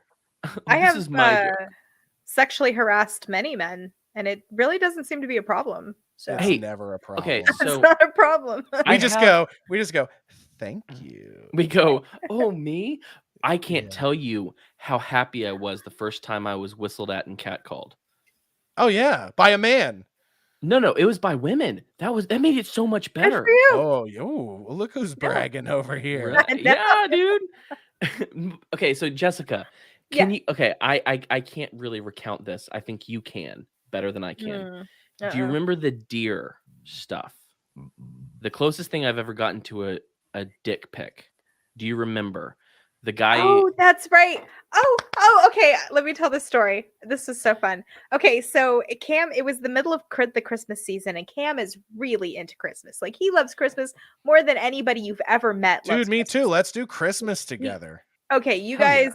It's your thing. He loves it more than any other holiday, and he begins it like the day after Halloween. We should do a live show that's just Josh and Cam's Big Gay Christmas special. That's so much fun. And it's just you and I and just the gayest Christmas special people have ever seen. And it's like, and they'll just be what'll happen is we'll do it, and it'll just be like us talking over an open fireplace, and all the chat will just be guys like, when are these guys gonna fuck? and it's enraged that it's just us talking for hours. Why are they so sensitive? Why don't they? Would somebody suck something already? I'm not paying for this. So Cam loves Christmas, and during Christmas in his Twitter profile, he puts a reindeer. He puts like 8 reindeer in a row because Santa's 8 reindeer. Makes sense, right? Well, Yeah. apparently, and we didn't We'll know call this them train deer. train deer. Well, that Yeah, might be a they'll thing. just So they'll all be connected ass to mouth, and they'll be our train deer. what we didn't know at the time is there is this whole sort of like gay sex culture that is connected to pretending to be deer while they fuck. And they Ooh. use the deer emoji in their Twitter bios to signal to the other gay weirdos that they like to fuck while pretending to be deer. And so Cam had 8 reindeer in his profile, and he got Oh my God, that's too many, Cam. he had a Dude, reindeer. I got a message from some guy that followed me, and I followed him back because this is when I had my old account before I got banned, and I was just like, oh, he has some mutuals, it's fine. Dude sent me a picture of himself with 2 massive horse dildos in his hands, and was like, You hope how you they doing, were buddy? You hope they were dildos. I not hope they real were horse dildos. penises. And not like acrylic dipped actual horse penis. I've never even been like sick when somebody sends me a dick pic. I'm just like, nice, dude. Like, I'm not gonna be mean. I I'm not gonna wasn't be mean, but I was like, you know what? I don't know if we're going to continue this discourse. So Yeah. I looked at his profile, and it's not you both dress up like a deer and the deer fuck each other as deer. One of them's just dressed like a cowboy. It's always a cowboy and a deer. That's Well, maybe. the mashup. Oh, that's weird. Right. That's strange. So 'Cause that's I thought why I if- bought the cowboy hat. If it was one cowboy, like maybe he just didn't have his deer outfit yet, but he was like, I gotta wear something. But if it's often a cowboy and a deer, then I have questions. That's strange. Always. There's usually a pickup truck. They're doing it in the back of the pickup truck. And it's this like gay redneck underground deer hunter fantasy where the deer is a twink. I'm- Are we still allowed to do that? Ooh. Oh. Yeah. So, and Cam had Wow. 8 reindeer in his profile, and Dude. he was starting to get some invitations to some Buddy. parties that I don't think he really wanted to attend. Call me Elmer Fudd, because I'm hunting. I like it. Wow.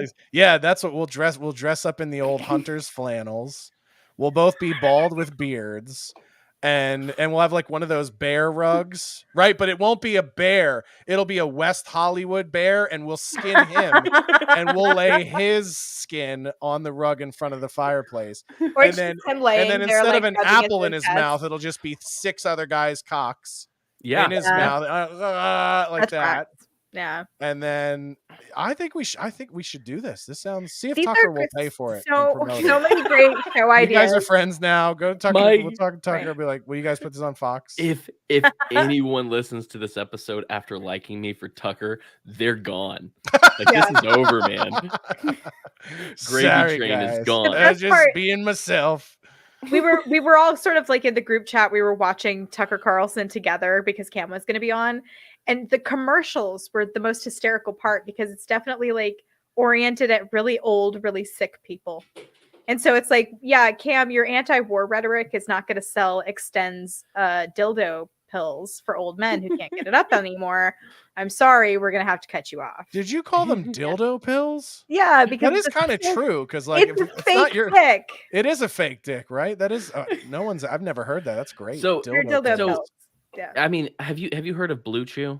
Yeah, of course. I listen to podcasts. They sponsor everything but mine. Yeah. Yeah, They not might mine sponsor either. mine. I don't know. They just the podcast network that I'm signed with. They just splice ads into my episodes, so it could be anything. Like They're What's not gonna really- sponsor us what because I was- call them dildo pills. what was really funny is like during the last election cycle, like I would go on my podcast and I would just like shit on Democratic candidates, and then their ads would play during my podcast, and people don't know how some of those podcast ad deals work. So like the podcast company just splices in whatever ads that people buy from them.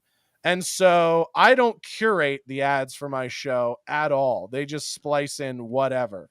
I can go in and put in how many, and I just have it set to optimize, so it just plays the most amount I can make money off of. And when people don't like ads, they can get it off my locals, which is like Patreon. So, but what's funny is I would literally there was one episode where I was ranting on fucking Bernie Sanders owning like 3 houses and being a total hypocrite. And then Bernie Sanders ad played right in the middle of that rant, which was perfect. But no, so Blue Chew, that's what it's called, right? Yeah. I have had some bourbon since we started this thing. No. No, so Blue Chew, I was like, you know what? Let me support Michael Malice. I think he's funny. I'll try Blue Chew. You know what I found out when I tried Blue Chew? I'm a healthy man. Oh, it just gave you your regular dick? Yeah, it just gave me the regular thing. Oh, no, did you demand a refund? I can't tell you how mad I was that it just lasted the normal amount of time. What were you expecting? What was in your mind that would happen? My mind was, honestly, it will last longer. That's what I'm expecting. Yeah, I want Jack and the Beanstalk. I want Jack and the Beanstalk results. If I take one of those erectile dysfunction pills, I expect a small boy to be climbing it into the sky. That's my expectation. And if it's less than that, then I'm going to demand a refund. I will go on Twitter and I will humiliate you like I did Chipotle. Don't think I won't. Well, see, and that's the thing. There were 2 things I tried from when I watched Malice. It was Blue Chew, which just told me, like I said, that my dick works normal. And then I tried their underwear. What's the name of the underwear? Sheath underwear. Sheath underwear. My husband loved them. My balls are too big. For the God, you got them fucking clackers? Jesus. Yeah, dude. By the time I'm 40, they're gonna be hitting my knees. Yeah, I just gotta say, all this talk about cock and balls has got me starving. So the wife is blowing my phone up like, we got to go eat before everything closes. So. Yeah. So yeah, no, this has been one of the most fun episodes I've ever done. Yeah. Oh, well, thank you. Me too. I've enjoyed it immensely, and we'll do it again anytime. I'll have you guys on mine. We'll pod swap. Yeah, dude, I'm down for it. I really do want to go to your show. So I'm a poor person. No, so if you can throw me something. Yeah, we'll talk. We might have a use for you. We'll put you to work. Oh. Yeah, but I think we'll square it away. We'll set you up. Cool. No, thank you. One of the things I want to do before we go, this is the gay part of our show. Oh, thank God! I thought we had already crossed that bridge. No. Oh no. This is only gayer from here. Oh my God. Yeah. Okay, so here's the deal. We do funny shows, we do earnest shows, but we ask the same question no matter if it was earnest or funny, right? Mm-hmm. Because the last couple of years have fucking sucked and people are sad. And I'm like, you know what? Let's give them a little hope. So the question that we ask everyone before we leave, and you can be earnest or you can do whatever you want, but what's something right now in your life that gives you hope and motivation to keep doing the stuff you're doing? I think I said it earlier, but just like feeling people shift. Like, I feel like a lot of people are shifting. There are even people of mine, and this is what I'll say. I want to put this out like a PSA. There are a lot of you that might feel like, yes, I'll give Quest a follow back. Yeah, send me a DM and I'll follow you back. There's a lot of people that I think are looking back on the last couple of years and being like, I was wrong about a lot of this stuff. And now I'm starting to drift the other way. And now, but like, I think a lot of those people are afraid to ask for forgiveness or to be let back into their social circles or to even admit they were wrong. And it's like, if you're one of those people, man, just like get over that and just like figure out how to bring yourself back to reality. Like, I know a lot of you thought Trump was Hitler and thought COVID was the plague, and you realize that both of those things are retarded, and maybe you feel a little dumb about that, but it's okay. Just go, hey man, I know I was real retarded the last couple of years. I've realized the error of my ways, and I'd like you don't even have to do that. Just jump back in. It's like jump rope. Just jump back into society. We will welcome you back with open arms. We will make fun of you for 2 or 3 years because you're absurd.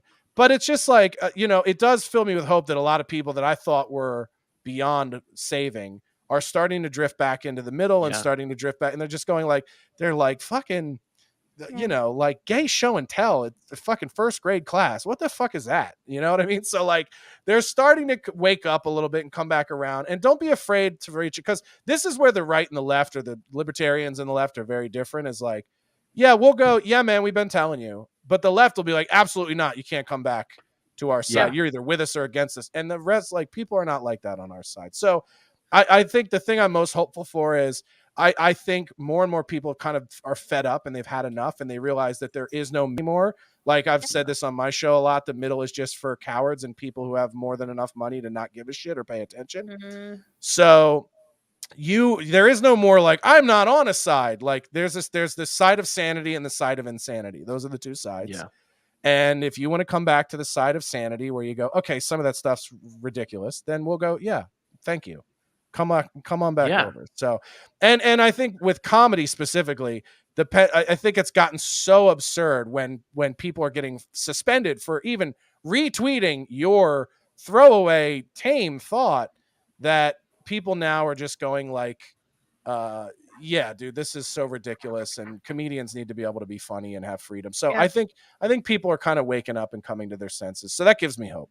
Yeah, dude, I've had so much fun, and honestly, I do want you to come back. I want to do whatever swap you want to do. For sure, man. But I don't think we're not doing this big gay Christmas show. This is happening. Also, anyone else, we'll get Manscaped and Blue Chew to sponsor that shit. Anyone else that you think would get along with us and would want to do the show, let me know, because this has been great. For sure. But no, beyond that, I do want to tell people where to find you. So, So, you know, typically I like to try to cover the bases. I only have two bases for you, which is your Twitter at Josh Denny, which is at JOSHDENNY. And then you have your show next week tonight that's on censored.tv. Is there anything else you want to throw out there? Yeah, people can just go to joshdennycomedy.com. Everything is there. The links to my podcast, the links to my locals. I try to stay up on top of posting like appearances like this. When I do on other people's show, I try to keep those so that people can see everything in one place. So people could see. I always say that like I'm way funnier on other people's podcasts than mine, so watch me on other people's shows. But yeah, at joshdennycomedy.com. And by all means, if you're in the Florida area, get tickets to the Orlando show. June 25th will be the venue isn't announced until the day of the show. And wow. Yeah, so people can get tickets on Eventbrite. The link is in my Twitter under my pinned tweet. It's at the homepage of my website, so people can go there and get tickets. The VIP is all sold out, and then the general admission and balcony tickets are still available, and it's pretty affordable. So we wanted to do a show that wasn't insane prices, because we know everybody's getting fucking squeezed right now. So yeah, no, no, it's not even squeezed; it's butt fucked.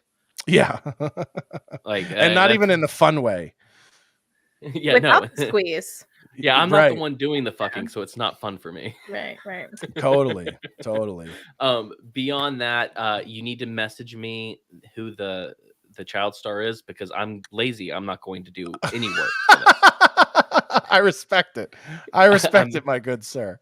You can't expect that of me. I have really shitty tweets to tweet and other things like that. So yes, one more thing to plug. If you would like to go to my eBay store and buy some used women's jeans, that would really help. Yeah, even if you don't, what you should do if you don't like me is you should buy the jeans, and then you should send me videos of you doing horrible things with the jeans. The jeans, that's great. That'll really bother me. So buy all the jeans. Dude, let's get them worse. On eBay, yes. Buy them all. Yeah. And download then Uber. Send me awful videos. Yes. Yeah. And download by the way, Uber. If you're in the greater Los Angeles area, download the Uber app. Keep requesting until you get me. I will get you at some point. And I know it's $5 every time you have to cancel. Eventually you'll get me, right? Because that's all I do. I'm not a comedian. I'm just an Uber driver. So go on and request and request and request. You have tons of money. You own your own businesses. You're all set in life. You have nothing but success and love. So use all that money and request until you get me. And I'm sure one of you will at some point. Good luck. Well, I am thrilled to have you. Like this is fun. I like people who are funny. I like people who are willing to go to these different edges, these different extremes, because that's me. But I've never. I mean, I somewhat let myself get there, but I'm thrilled. I've loved having you on. We'll It's have to. been good, guys.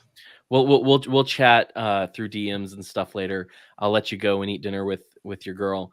Yeah. But thank you so much. Let's figure something out. Sounds Something out good. to do. It was nice to meet you as well. Yes, you too. Yeah, I like how he's just saying, "I'll speak for me," and then she can whatever Yeah, she fuck wants her. to She say. can figure it out. Yes, it was great chatting with both of you guys. Thank you for having me on. Awesome. you. We'll see you later. Thank you. And I would All like right. to say, go ahead What and do you do the wanna say? stuff. And then you always ask me at the end if I have a wrapping up thought, and I never do. Yeah. It's always that I have to pee. So say your thing, and then I have a wrapping up thought. Okay, so let's do the thing. So we're going from a very unserious conversation, which was great, to several serious ones in a row. So I'm going to let you know what's coming up. Next week, we're talking to Mark Ward. Remember, Jessica, we're recording it early on Monday. Oh, So thank you for reminding me. I asked you to do yeah. that. So anyone on Patreon will be able to listen to it early, watch it early, Mhm. and be in the chat. I will let you all know that through Patreon. But we're gonna. So we had a conversation with a friend of mine about Bible translations and copyrights and crap like that a couple months ago. And this guy wrote a book about the King James version, and we're gonna talk about that. We're gonna clear the air because there was a lot of information that I didn't feel was particularly. It didn't match what I'd learned in the past. So we're going to have that conversation with Mark Ward. It's going to be great. After that, we're talking to a guy named Ciaran Warner. Ciaran Warner called the FBI to tell them that he planned to kill Mitch McConnell in order to draw attention Sorry. to a cult that is hurting children. And so his entire job Oh, right that's now, not he's an funny. independent journalist who is trying to bring down this cult called the Body. We're going to talk to him after that. Mhm. Just after that, we're going to be talking to my friend, Jessica's friend, Monica Perez of the Propaganda Report. It's Yay. the last episode of the month, which is Friends Month. So that means I haven't talked to Monica yet. We'll see if she's down for this. But the idea is that we'll have a friend on, and then we'll have our monthly Zoom chat with our patrons. Mhm. And we will have a party. We'll have a conversation. We'll play games with that. Beyond that, there's an episode I'm really excited about, which I think Jessica will be so stoked to be on. The lead guitarist of the band Sleep, which is a stoner metal band that came out in the 90s. He left it right as they were becoming famous. We'll get there. Why did he leave it? He left it to become an Orthodox monk. What? That's based as fuck. Sorry. Yeah. So we're going to Apologize. be talking to him. His name is Justin Marler. It's going to be absolutely fascinating. I'm Awesome. thrilled. Beyond that, I don't have anything to tell you. Beyond Oh, patreon.com/the mad ones. If you're listening, you can watch every week Wednesday at youtube.com/the mad ones, and you can be part of the chat and you can deal with these dumb trolls if please you come back. really want to. Come back, dumb trolls. We love Yeah. you. I enjoy comedy, so if you burn me really good, I'll put it up on the screen. Yeah, Like, dude. I'm not Dude, even I'm not even fucking around about that. make me laugh. Beyond that, if you would rather listen, we're on every podcatcher, and you can also listen directly at wearethemadOnes.com. We have shirts, we have mugs, we have tank tops. Tank tops are the best shirt you can wear. I'm not going to elaborate. wearethemadOnes.com/store. We don't have an eBay where we sell jeans, but we're looking into it. It's something we really want to capitalize on. I'm on Twitter at HamCarlos. Jessica's on Twitter at SoupCanarchist. We're also on Rockfin and Odyssey, and I'm working on getting us on Rumble as well, so that regardless of the platform you hate, you'll have a place to go. That's it. Oh, subscribe, comment, help us grow because we are having fun and you should have fun with us. Parting thoughts, Miss Jessica. Oh, just for all the people who are trying to make fun of Josh Denny for being an Uber driver, I would like to point out that Uber drivers are probably saving untold amounts of people's lives, keeping them from driving drunk on the road. So if you're making fun of that, which is pretty much like an essential service, you're a dickhead. That's all I've got to say. Bye now. I love you. Fuck you. I love you. And as Bye. always, You have a chance to be a light in the world. What a thing to say after that. So go light it up. Oh, I gotta.